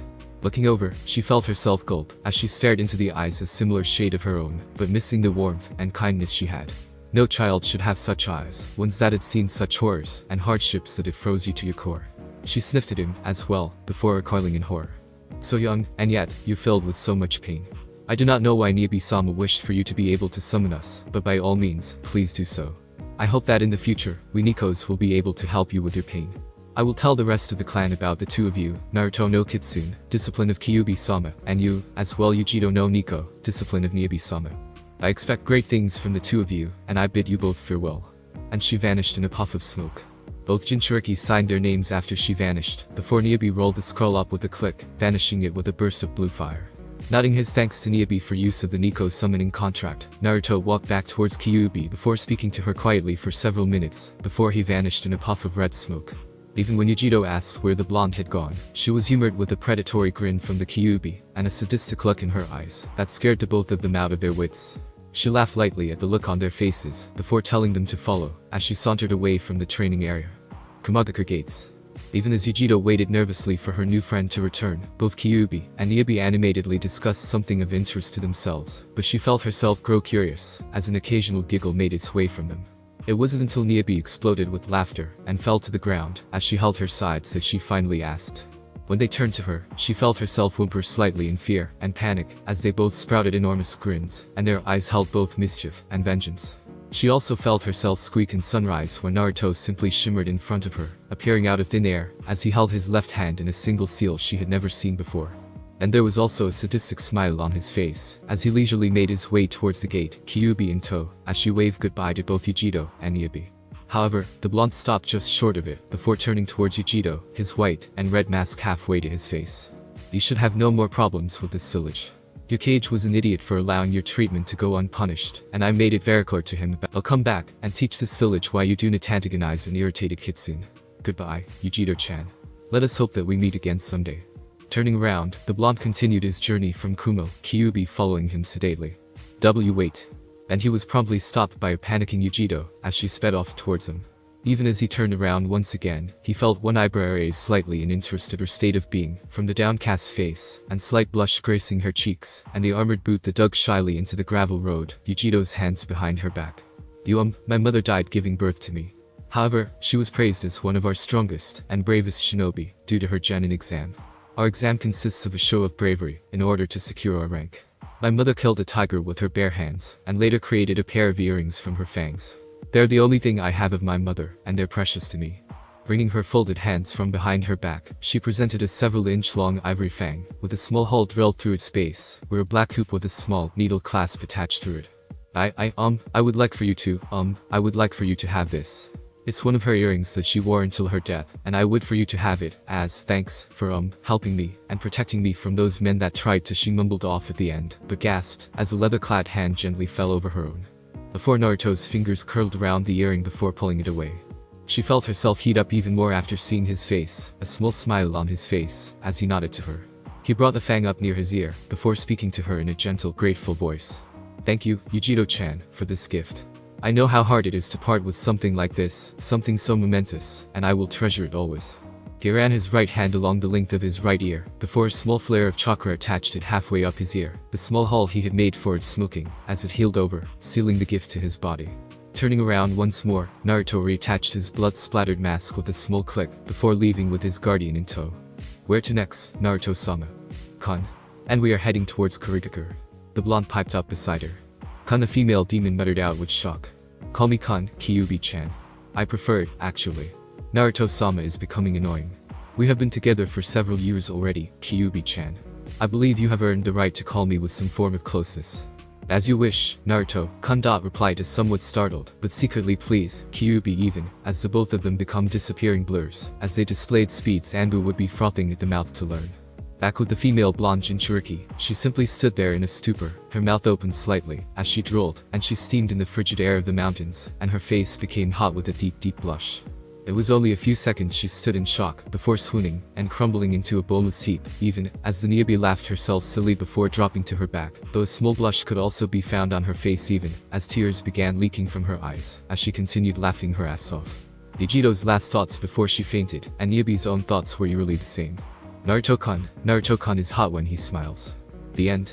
Thanks for watching my video, and make sure to check out the author of this fanfic. Link is in the description. See you next time. Till then, sayonara.